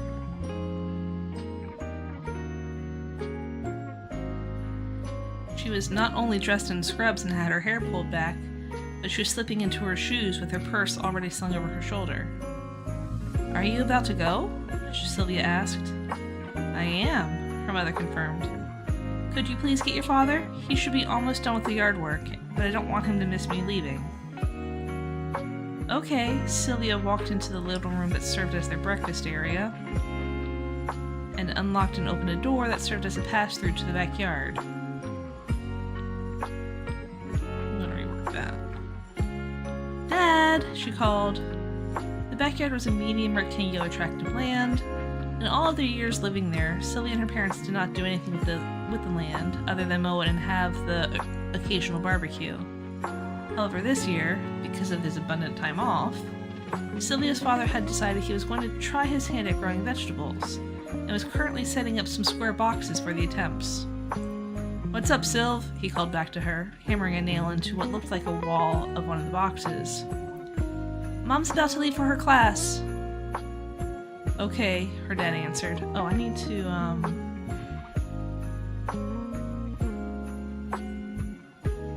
continuity, because hand. Oh, also with the remote, too.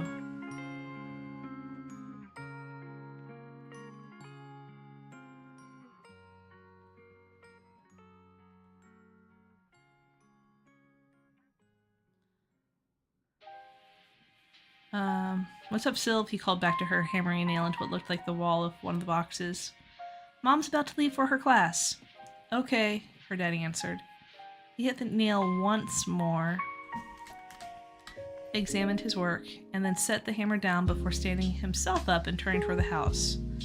His jeans were grass-stained and his shirt was wet with sweat. Tell her I'm coming, he said. Sylvia nodded and left the door open as she made her way to her mother.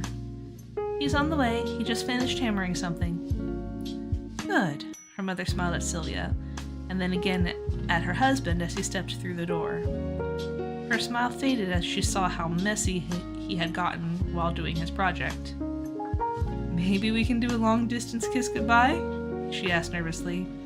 What, and avoid getting your new scrubs dirty? Come here, he joked, taking a few threatening steps toward his wife. Nope, she refused as she pulled the front door open. Love you, but not going to get these dirty for you. At least not on the first day. So what you're saying is... Sylvia's dad stopped in the middle of the living room. There's a chance? Not today, there's not. Sylvia's parents laughed at the exchange, and her father ended up blowing her mother a kiss. Drive safe. I'll have leftovers in a container for you when you get back, he promised. Her mother blew him a kiss in return. Looking forward to it. And then she was gone. Sylvia watched the exchange, all the while hoping that the earth would come up and swallow her whole. Her dad turned toward her, still grinning from the exchange with his wife, and blinked. What's wrong, Sylv? You look petrified. Can you two just not? She asked, shaking her head slowly. Just not what? Be all lovey-dovey. What's wrong with that? He asked. You know. Expressing love in a way your partner reacts positively to is a very healthy practice that more people should embrace, he said, answering her unspoken complaint. But I don't need to or want to see it. Her father chuckled at her statement. Kids never want to see their parents acting romantic. That's a fact of life, he admitted. You've got that right, Sylvia agreed, before sitting back down on the couch with her phone in hand. What are you up to, kiddo? Her dad asked. I'm gonna make a note here to elaborate more. I told Mom I'm interested in going to community college for art. Oh, that's good, her father complimented her. Thanks, but Mom says that she wants me to take some other courses too, so that I can have something to take to the workforce or something. I'm about to look through the courses now to see what's available. Well, you were saying a while ago that you weren't prepared to market yourself as a painter, so getting some skills that will help you get a job can be a great step in the right direction. I don't dislike what your mother suggested. I'm gonna highlight that for rework. Sylvia sighed heavily. Of course you don't. You're always on her side. Damn Skippy, he said with a wink. Don't say that again. He laughed. I make no promises. Well, except this next one. I promise that I am going to shower in the next few minutes. Figure out what you want for dinner, Sylv, and I'll get to making it once I'm out of the shower. Shouldn't it have been Mom's choice, since she's starting classes today? He shook his head. She told me to leave it up to you. She's only having leftovers of whatever we're having anyway, so she won't be able to have it right out off the oven. Off the oven? Out of the oven. When's she coming home? Sylvia asked, realizing she never asked how long the class was. Since it was an accelerated course, did that mean classes will be longer than normal? How long was a normal class?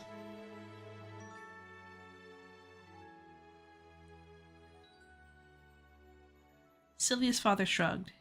She said the class itself is about 3 hours with a 10-minute break in the middle, but it's about a good 20 miles away, so it really depends on traffic, he explained. So, at least 3 hours till she's home again? Sylvia reasoned. Definitely more than that, but yes, 3 hours is a good starting point, her father said. Anyway, kiddo, I'm taking that shower now. Figure out what you want to eat. Okay, Sylvia answered, her head going back down to her phone as she started typing in information that would allow her to bring up the community college's website and start going through the catalog. There we go.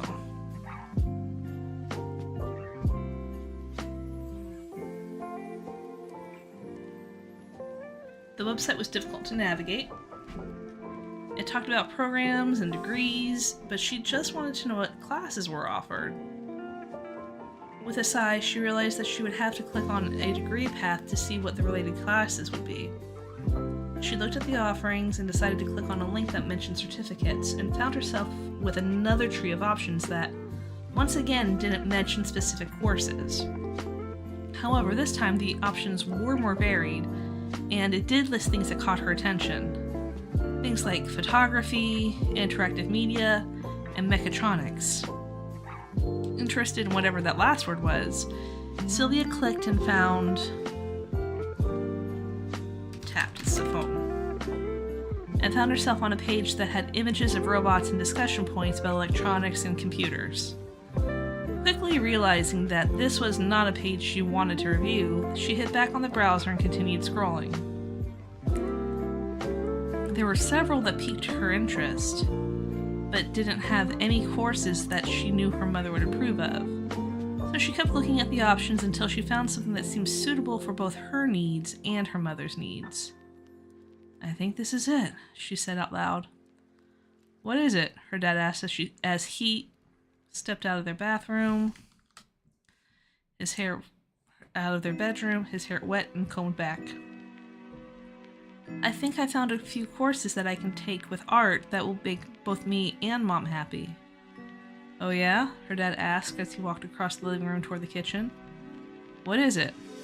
"Well, it's a certificate program course load," she explained. "Art isn't... excuse me. Art actually isn't one of them, but I think I'll take that, and then I'll take these."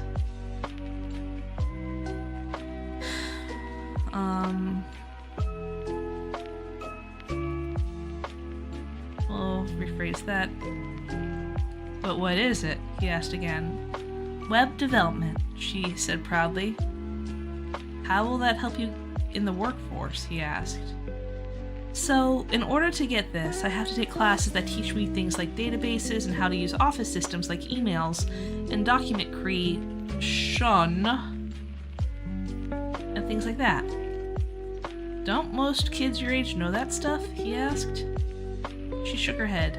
"I don't have a computer, Dad," she said. "So unless we had to use it in class, I've never used that stuff." "Oh," he said, looking down. "That's on us. We tried to avoid tempting you with screen time." "Sorry, kiddo." Sylvia shrugged. "It's alright. I'm pretty sure that even if we had a computer, I wouldn't be too familiar with that stuff anyway. I like painting and going out way more." "Then we raised you well." He smiled and blinked. "By the way, what's going on with your friend Vanessa? I haven't heard you guys talk in a while."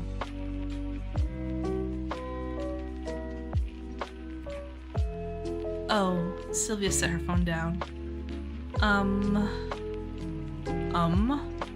Her father repeated what she said. He turned away from the kitchen and stood by the couch, looking concerned. "What happened?" "We had a fight this morning?" Yeah, this is kind of weird.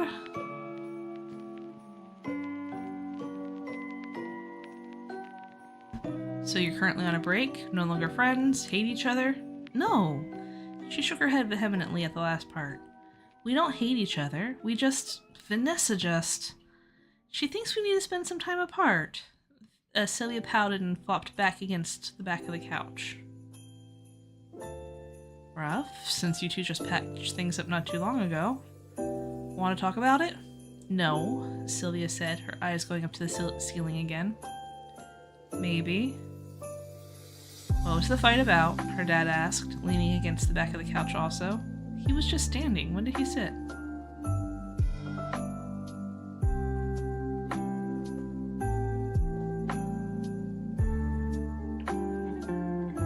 "Don't you have to cook dinner?" Sylvia accused. your mom's not going to be home for 3 hours, and you need my attention. I think dinner can be a little late tonight. Fine, Sylvia sighed. She didn't really want to tell him about what was happening between her and Vanessa, but at the same time, she was glad he was interested enough to ask. He also had some good insights last time. Maybe he'd have some this time too. So, what started the fight? He prompted. So, before I start, Sylvia felt the need to preface.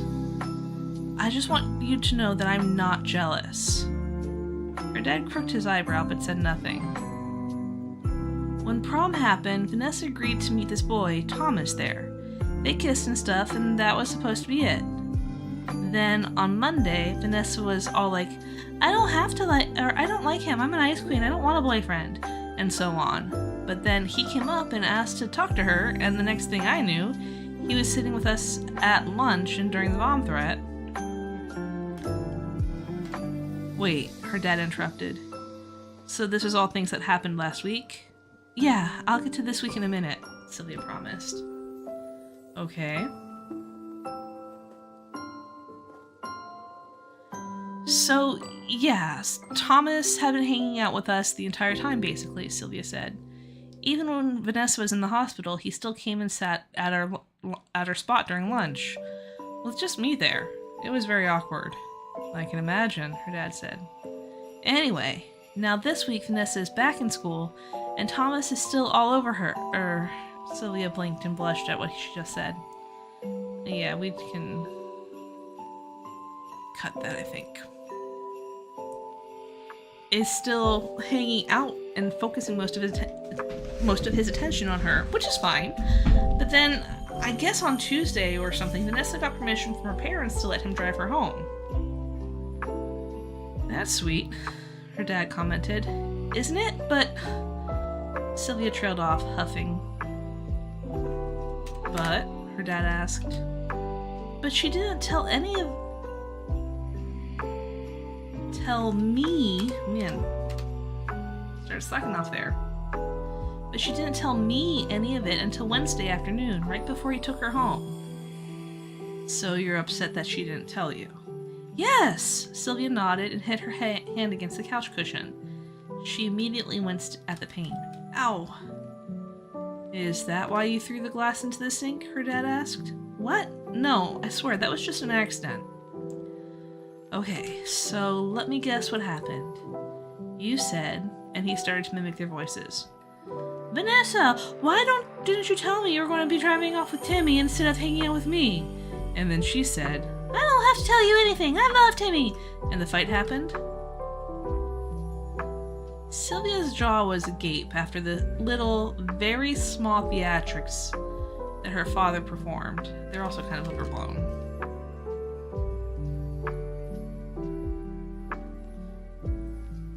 Not quite like that, she answered slowly. Similar, yeah, but first, his name's Thomas, not Timmy. And second, she never said she loves him. She paused and frowned. I don't know if she even trusts him like she trusts me. You mean with medical stuff? He asked. Sylvia nodded. I mean, if he's going to be driving her and she's got her parents' permission, it's possible she told him, but she frowned as the thought formed in her head while she was speaking it. But it's possible she told him, and I just don't know. Her dad reached over and put a hand on her shoulder. Sylv, are you upset that she's doing things with him that she used to do with you? No. Sylvia shook her head and shrugged his hand off her shoulder. I'm upset that she's just not sharing with me like she used to. I mean, before he was sitting at our table, she tried to let me know, and that was a week ago. This week, it's like she's a new person. She did just come out of a hospital, her father pointed out. Situations like that can impact the way we make our decisions. Sylvia sighed and closed her eyes. Well, she's making her decisions based on what she wants, and doesn't seem to be caring for what I want, she said. One sec. Did you hear yourself just now?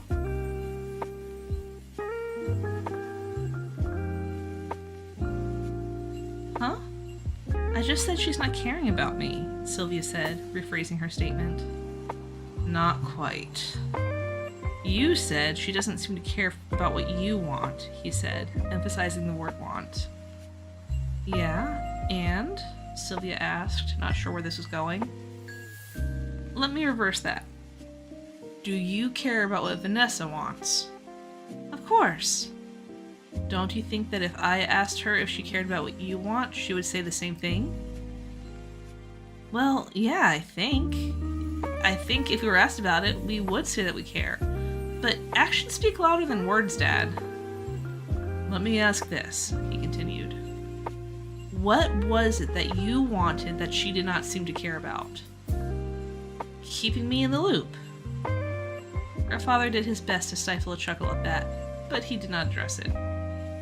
Instead, he said, Okay, and what do you think it is that she wants? To be with Thomas? Did she tell you that's what she wanted? No. When you argued, did she accuse you of anything? Sylvia paused and thought back to the argument they had earlier in the morning. She said that she doesn't always have to tell me everything? She saw her father stifle another chuckle.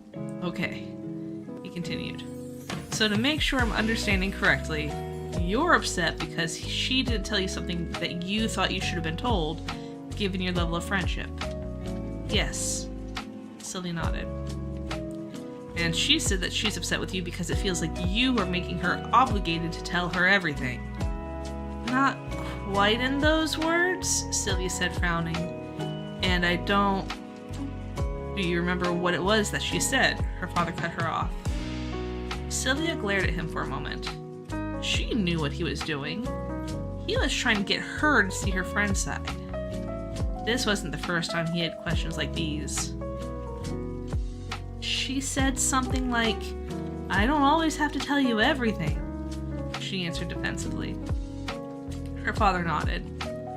So, it sounds like she wants to live her life without needing to tell you everything. But on the flip side, if she doesn't tell you everything, it feels like a betrayal of the friendship to you. You've got that wrong. She doesn't have to tell me everything, Sylvia complained. I was just hurt that she didn't tell me about the change in plans. Like reading over this, it feels like some things are being said over and over again, it feels like, but at the same time, not to the point where it feels like it's being said over and over, if that makes sense. I might catch more of this nuance on the next pass through. Excuse me. You've got that wrong. She doesn't have to tell me everything, Sylvia complained. I was just hurt that she didn't tell me about the change in plans. Her dad's expression changed, his eyes raising and his mouth smiling somewhat. Did you tell her that? I don't like the word somewhat here. I'm going to mark this. Tell her what? That you were hurt by it.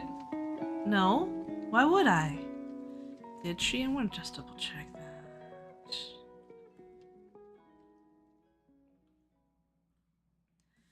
He smiled and chuckled. You do realize that you and your mother have had similar arguments in the past. We have not, Sylvia denied the claim. Let's see. Her dad looked off in the distance. I seem to recall a question your mother posed to you on a certain Saturday morning at 2 a.m. a few weeks ago. Huh? Sylvia blinked. Are you talking about when she asked why I was up and I said it was none of her business? Precisely. That's different. Your mother's job is to make sure you grow up happy and healthy and getting a good night. Getting a good night of sleep is one of those tasks, he explained. She wanted to know why you were up at 2 in the morning, but you weren't telling her. To her, that felt like a violation of your trust in her as a mother. But to you... I'm my own person, so why should I tell her? Sylvia recalled the words she used in the argument the next day keenly. And you and your mother, and myself even, have had that type of conversation more than once over the years, he explained. Heck, every relationship usually has that type of argument at least once, in some form or another. Your mother and I have had it once or twice ourselves too. What do you do when that happens? Sylvia asked. We establish our expectations and boundaries. He replied. We are both our own people, but it's human to worry. When I started traveling for my last job, your mother was constantly sending me messages, he explained. She was worried that... He paused and shook his head. That's not for me to tell. Sylvia knew what he was avoiding to say. There were always rumors about traveling businessmen, and every time her dad went on a trip, she was also afraid that something salacious would come out of it. She was ultimately glad, though, that nothing ever did. Anyway, he continued, I told her that I couldn't keep getting those messages, and that depending on where I was flying to, we would set up a time to talk sometime in the evening after my meetings would surely be done. That seemed to alleviate her concerns a lot. I also made the promise that if something were to ever happen that would delay or postpone a call, I would send her a message to let her know. That only happened twice, and your mother was understandably concerned, but also knew that what the job entailed. So was thankfully very understanding. Do you understand what I'm getting at? He asked. Wow, that was a good way to try to avoid the ban. But, unfortunately...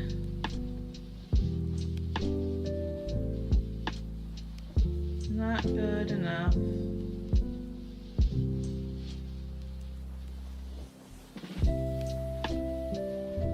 Should have grabbed the phrase first, though. Oh well.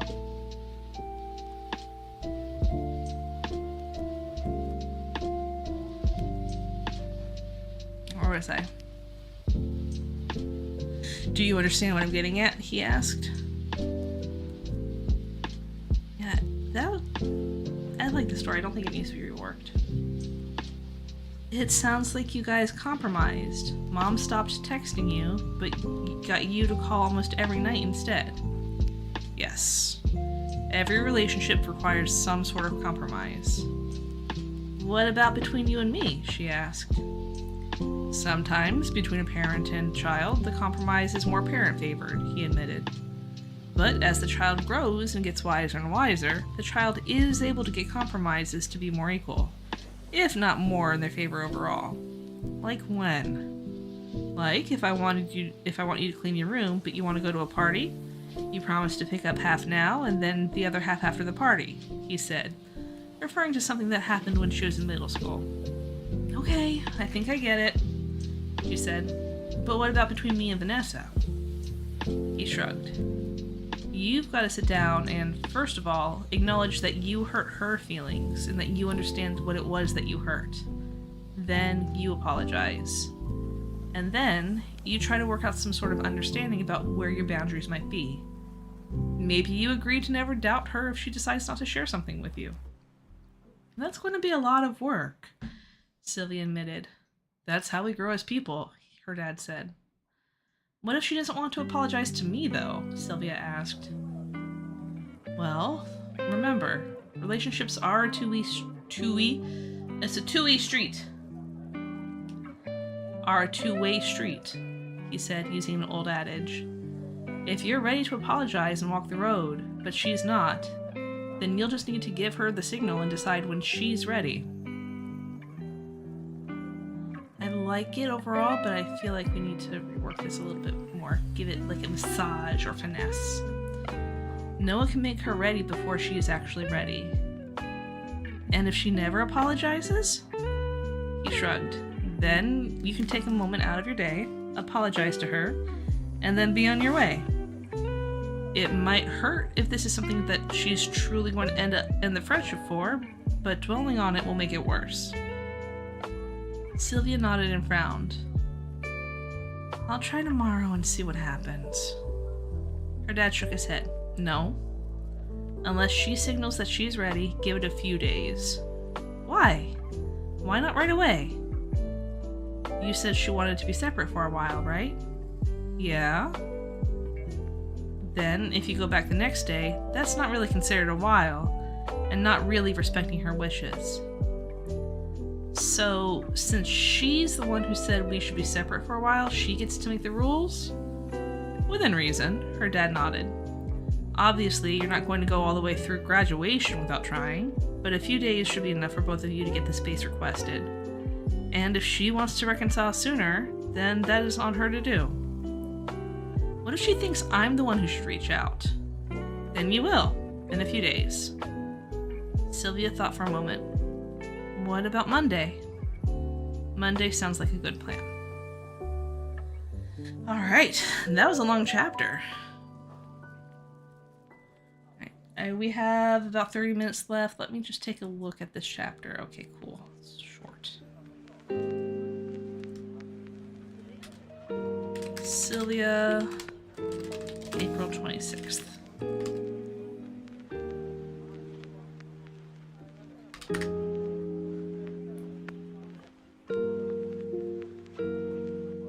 The next day went by fairly quickly. Very few notable things happened throughout the day in Sylvia's mind. Of course... Alright, yeah, we're just mark you. Of course, Vanessa wasn't there to greet her. Instead of stopping to talk for a minute before entering the school, Sylvia went in and just prepared herself for the day, like she had done so many times in the first semester. The classes went by mostly uneventfully. She was able to get a couple of friends in her classes to allow her to copy their notes so she could use them for studying. A couple required payment, not too much, just a few dollars, and Sylvia was happy to oblige. The worst class was economics.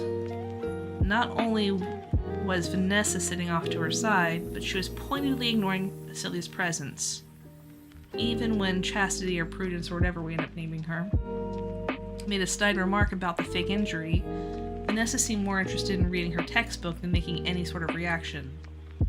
That hurt Sylvia the most.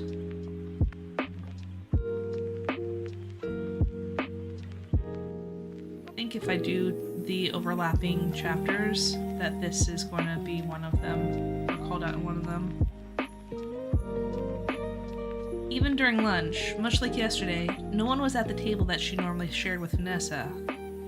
Apparently, she and Thomas had decided to eat somewhere else. Again. So, at the end of the day, when Sylvia was leaving her art class and making her way through the students toward her locker, she was surprised to see someone unexpected standing by her row of lockers. "Are you lost?" she asked the young man as she walked around him and settled in front of her locker so she could open it and exchange her books for the evening ahead. I'll rework that. Thomas shook his head. "No, I've been waiting for you." Sylvia blinked and turned to face him. "Why? What happened between you and Vanessa? Obviously she's avoiding you, but she won't tell me why." "We had an argument yesterday," Sylvia said, energy draining from her voice as she recalled the fight. He nodded. "I thought it might be something like that. I'm sorry." Sylvia blinked. "Why are you sorry? It's not your fault. You don't have anything to do with it. Well, nothing major to do with it." Thomas blinked in confusion. "I thought I was coming between you two." Sylvia shook her head. "Look, Vanessa's an amazing person. One of the brightest, more positive people you'll ever get to meet. I'm legit happy that you two are together. Honestly. You're not coming between us, I promise. We had a fight about something else." "Can I ask what it was about?" Sylvia hesitated. Vanessa might have had the reins on the friendship split up for now, but who had control on what the fight was about? If she said why she had a fight, would Vanessa be upset? If she didn't say anything, would that mean that Vanessa didn't care? I don't like that line.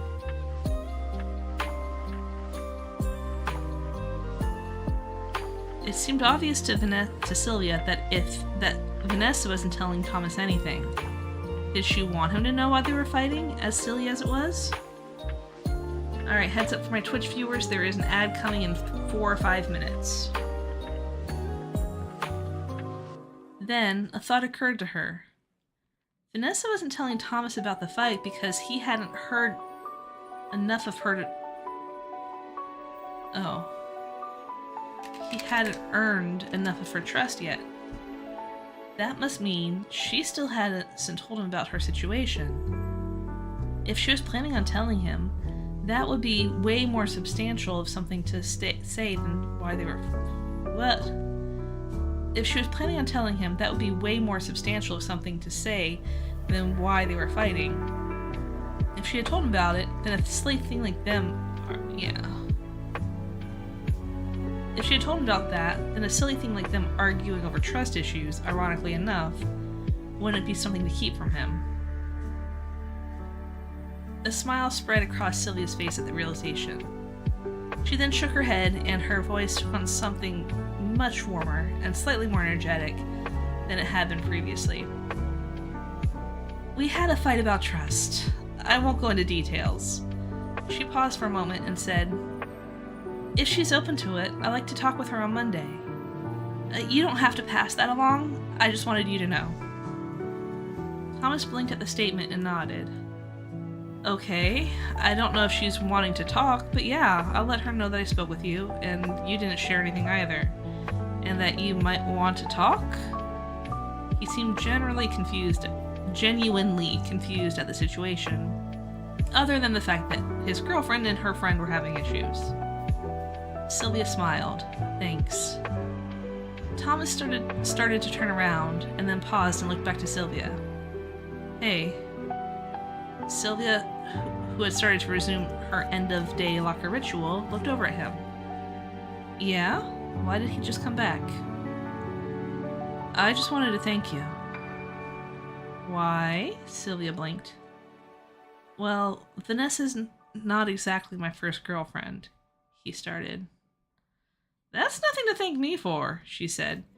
He had better end that statement much differently than how he began it. So far, her impression of him was neutral, but the wrong words could make that change easily.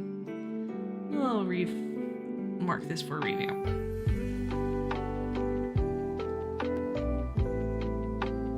He shook his head. No, it's not. But I didn't say what I meant to, he explained. My past girlfriends have always had friends who hated me. They didn't like that they were spending so much time with me. Sylvia looked down. She knew she also felt that way, at least a little bit.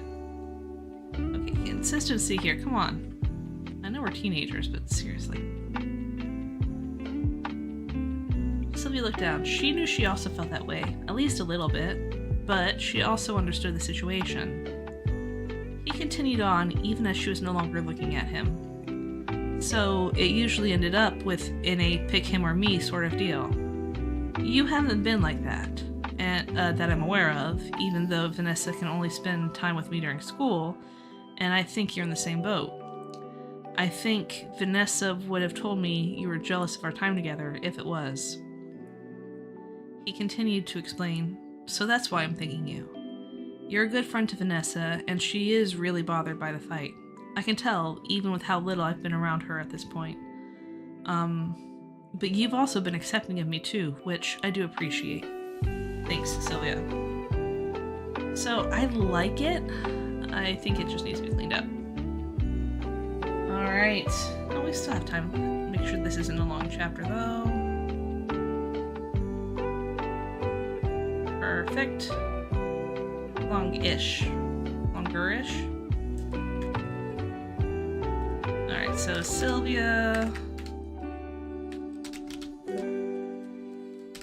April something. Alright, so... The 15th was the Monday, the 20th I think was...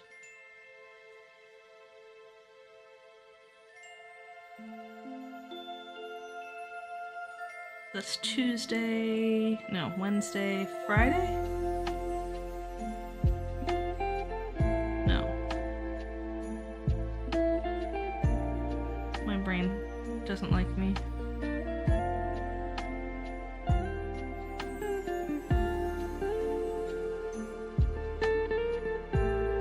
is Wednesday. So that's Thursday. The 26th is Friday.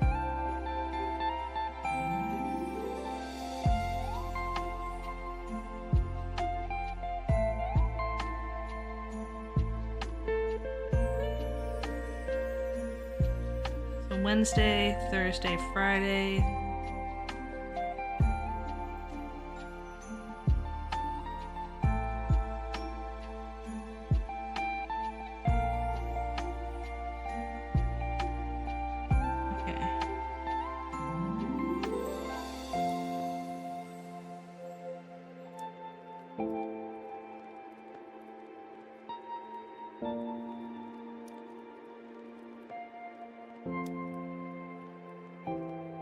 I'm just scanning to see what day April here, which is question mark Sunday.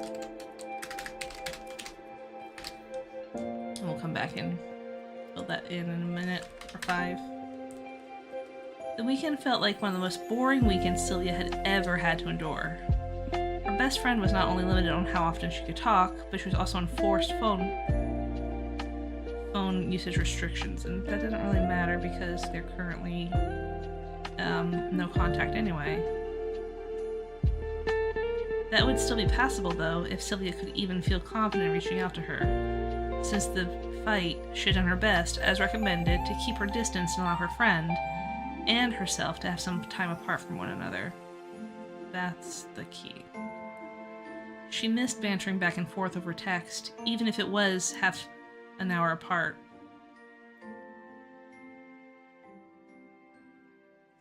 In addition to that, she couldn't distract herself with painting since she couldn't grasp anything smaller or softer than a pillow without her hand feeling like it was catching on fire.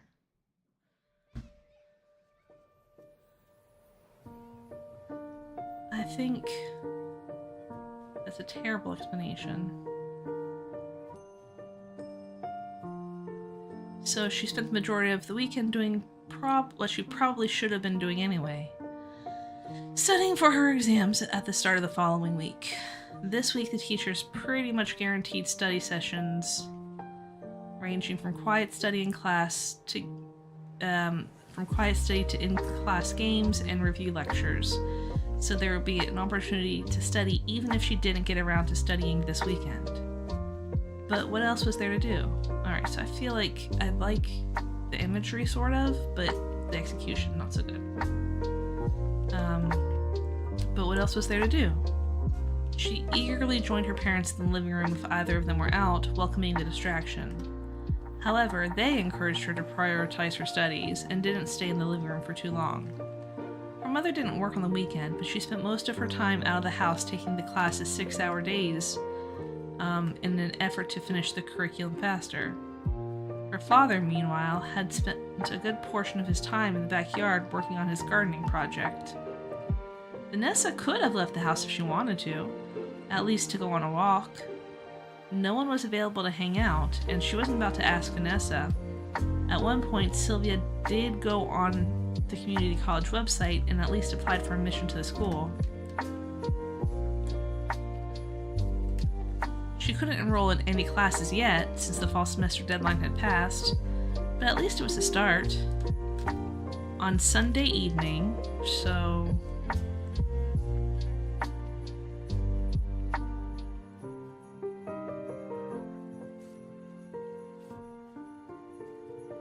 I think that's the 28th.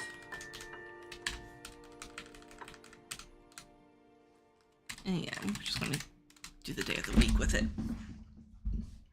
Story's mostly over-ish now, but this just helps keep track.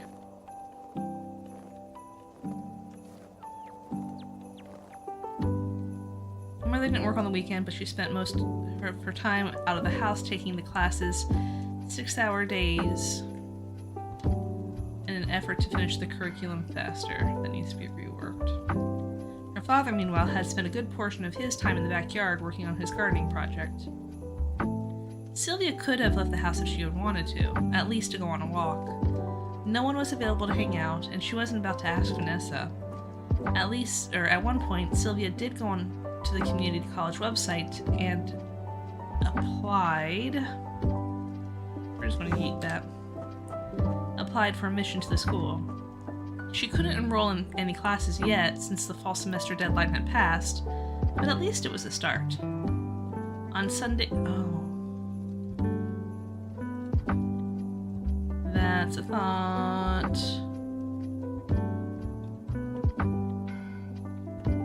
On Sunday evening, Sylvia scanned over her government notes for the last time before finally succumbing to the temptation,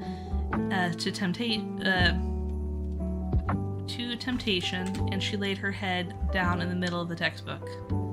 I don't get it. Please let me learn by osmosis, she complained. No one was around to laugh or berate her for her actions. Instead, she sat up,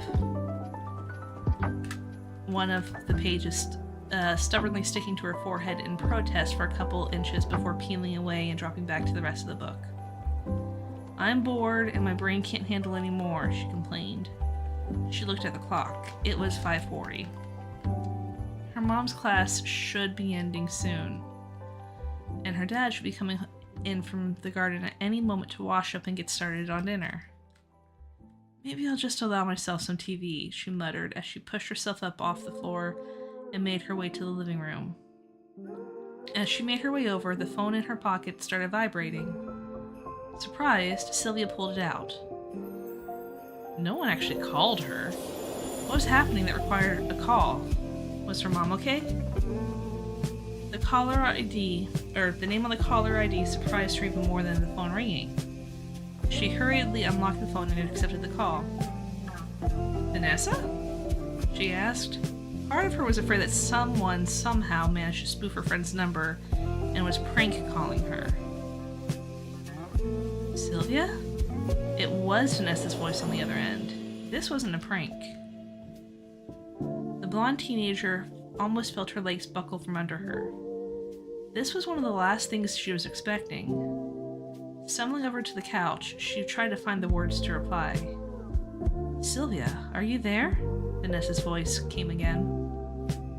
Yeah, I'm here. It's me. She felt so dumb confirming that it was her.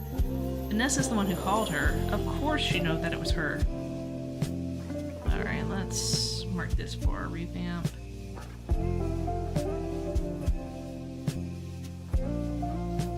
There's a silence. Sorry, my nose is itchy. There was silence from the other side, and so now it was Sylvia's turn to ask. Are you there, Vanessa? Yeah, sorry. Me too. Huh? Sylvia blushed. She was so ready to apologize. She didn't realize that Vanessa's sorry was for something completely different. I mean, I'm sorry I haven't talked to you lately. I was trying to give us that separation, you know? Yeah, Tom told me, Vanessa confirmed. I have to say, I didn't really expect that, but I thank you either way. You didn't expect it? It's dumb, Vanessa said. For some reason, I thought you were going to slip a note in my locker or something all day Friday, wanting to talk. Honestly, I kind of did, Sylvia admitted. But I wanted to compromise and let you have at least a couple of days without me.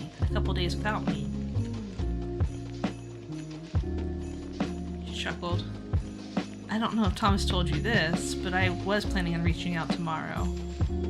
Vanessa also chuckled in return. He did. Also chuckled in return. That feels like it's a lot. He did. I've got to admit, I was kind of pissed at him for talking to you when I told him I didn't want him to... Wow.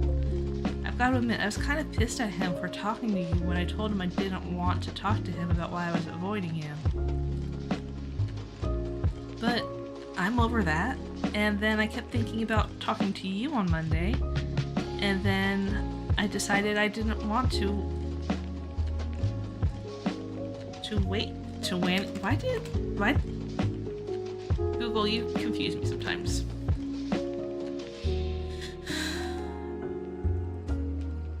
And then I decided I didn't want to wait anymore, so here I am. You're calling me, though, Sylvia pointed out. Why? She can almost picture Vanessa shrugging on the other end. Why not? Anyway, I had no idea what would happen if I sent a text. If you were just going to ignore it, or if I might have a mood swing, or something and get mad at you before you reply. I don't know. Mood swing. You know. Oh. Yeah, we're probably just gonna... We don't need to have that in there. So anyway, I figured I'd call and take my chances. It worked out. Yeah, it did. What about your parents and your bed rest? You sound awfully tired, Sylvia pointed out. I am pretty sleepy, Vanessa admitted. But my parents stepped outside to stargaze or something, so I figured I'd take the opportunity to call. Stargaze at what, 5:40? Consistency. Well, thanks for calling, Sylvia said, feeling genuinely grateful. Yeah, no problem. How's your hand? Still hurts. Vanessa said nothing for a few moments and then said, I know you've been asking around for people's notes for studying. If you want, I can copy my notes to send to you, she offered slowly. Sylvia wasn't sure why she was being so slow to offer it.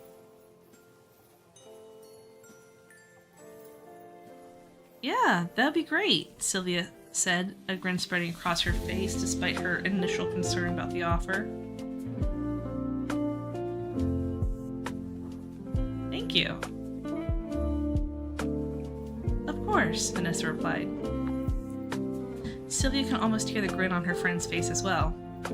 That's what friends are for. I heard you had offered to pay someone for their notes. Now you don't need to. That is, if you hadn't already paid them. I haven't given anyone any money yet, no, Sylvia confirmed. If you want, I don't need any payment, Vanessa was quick to deny that offer. Are you sure?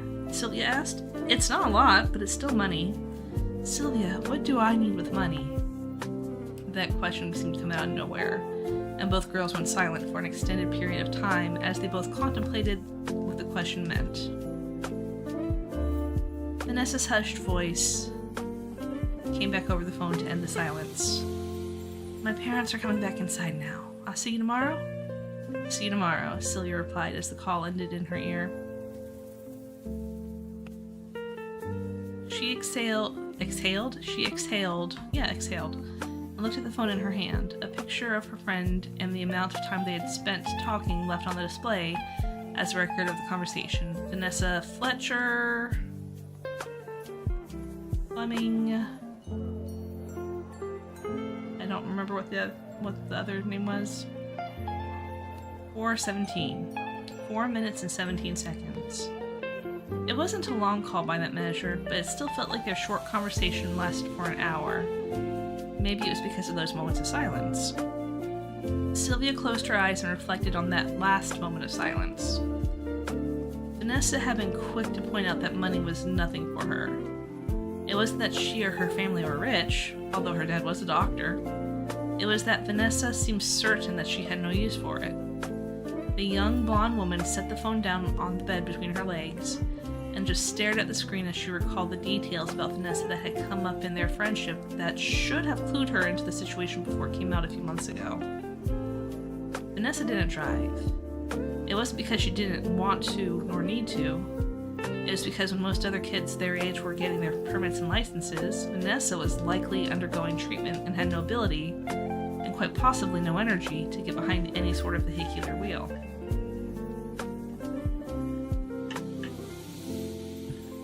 Vanessa knew a lot of details about medical things. That wasn't too terribly uncommon, especially among students who were interested in the medical field. One of Sylvia's other friends wants to be a nurse, and would often spout how bad the food in the cafeteria was. Of course, Vanessa's father was also a doctor, and she did cite him as being a source of her knowledge. Still, Sylvia surmised, a good portion of Vanessa's medical knowledge also came from her time within the hospital system as well. It would make sense that spending so much time in the hospital would make her aware of various ailments that could land a person in the hospital, or at least treatments that could be performed while there. Vanessa didn't do extracurricular activities. Right now, it was obvious she wouldn't be able to take them simply because she was on the doctor-ordered regimen of rest. But before that, she just went home. Sylvia never questioned it because she also didn't do extracurricular activities. But now that she was thinking about the situation more, Vanessa was a bubbly, outgoing person. It didn't make sense for her not to try to be involved in some sort of activity. Sure, Sylvia could chalk it up to nerves and being the new girl, but that didn't seem like Vanessa. No, Sylvia once again reasoned. The more likely explanation was that Vanessa was simply not feeling up to the task of an after-school activity on a regular basis, even if she seemed like she had the energy. A lot like the extracurricular activities, Vanessa, like Sylvia, also didn't have a job. For Sylvia's part, it wasn't due to lack of trying, but she never heard Vanessa talk about her own attempts at job hunting. Sylvia wasn't too worried about the job hunt, at least not until summer came around, and so she probably assumed that Vanessa was the same way. After today's discussion, though, that made Sylvia realize one more important aspect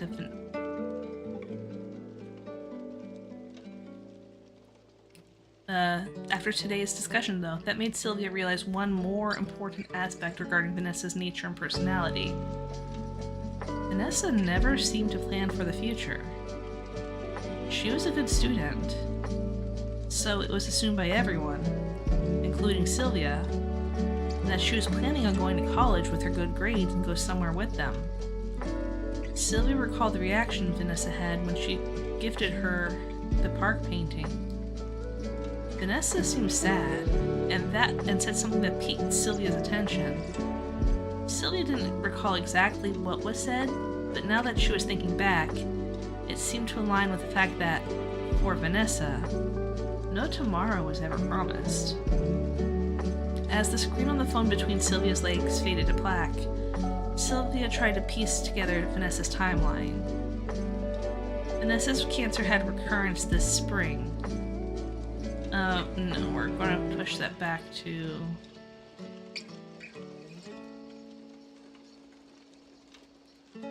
late.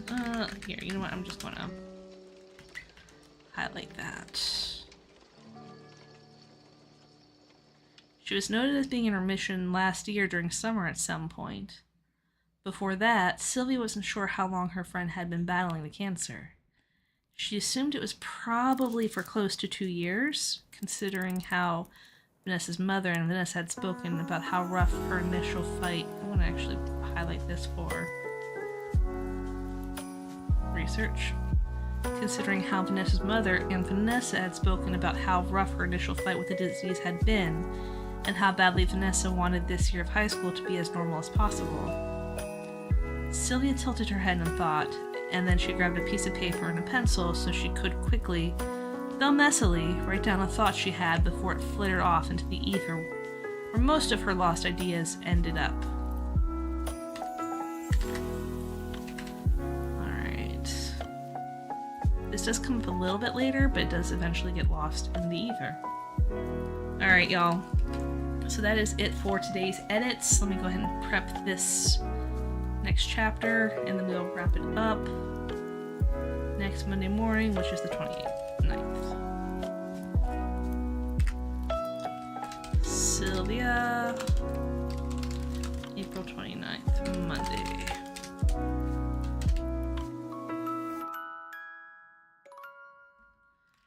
Alright, so we're going to go ahead and wrap it up. I will be back tomorrow. The plan is to stream until 6 tomorrow, but I probably won't start until like 2 or 3 again. But yeah, it was great seeing all y'all today, and I will see y'all again tomorrow. Thanks for joining. Bye.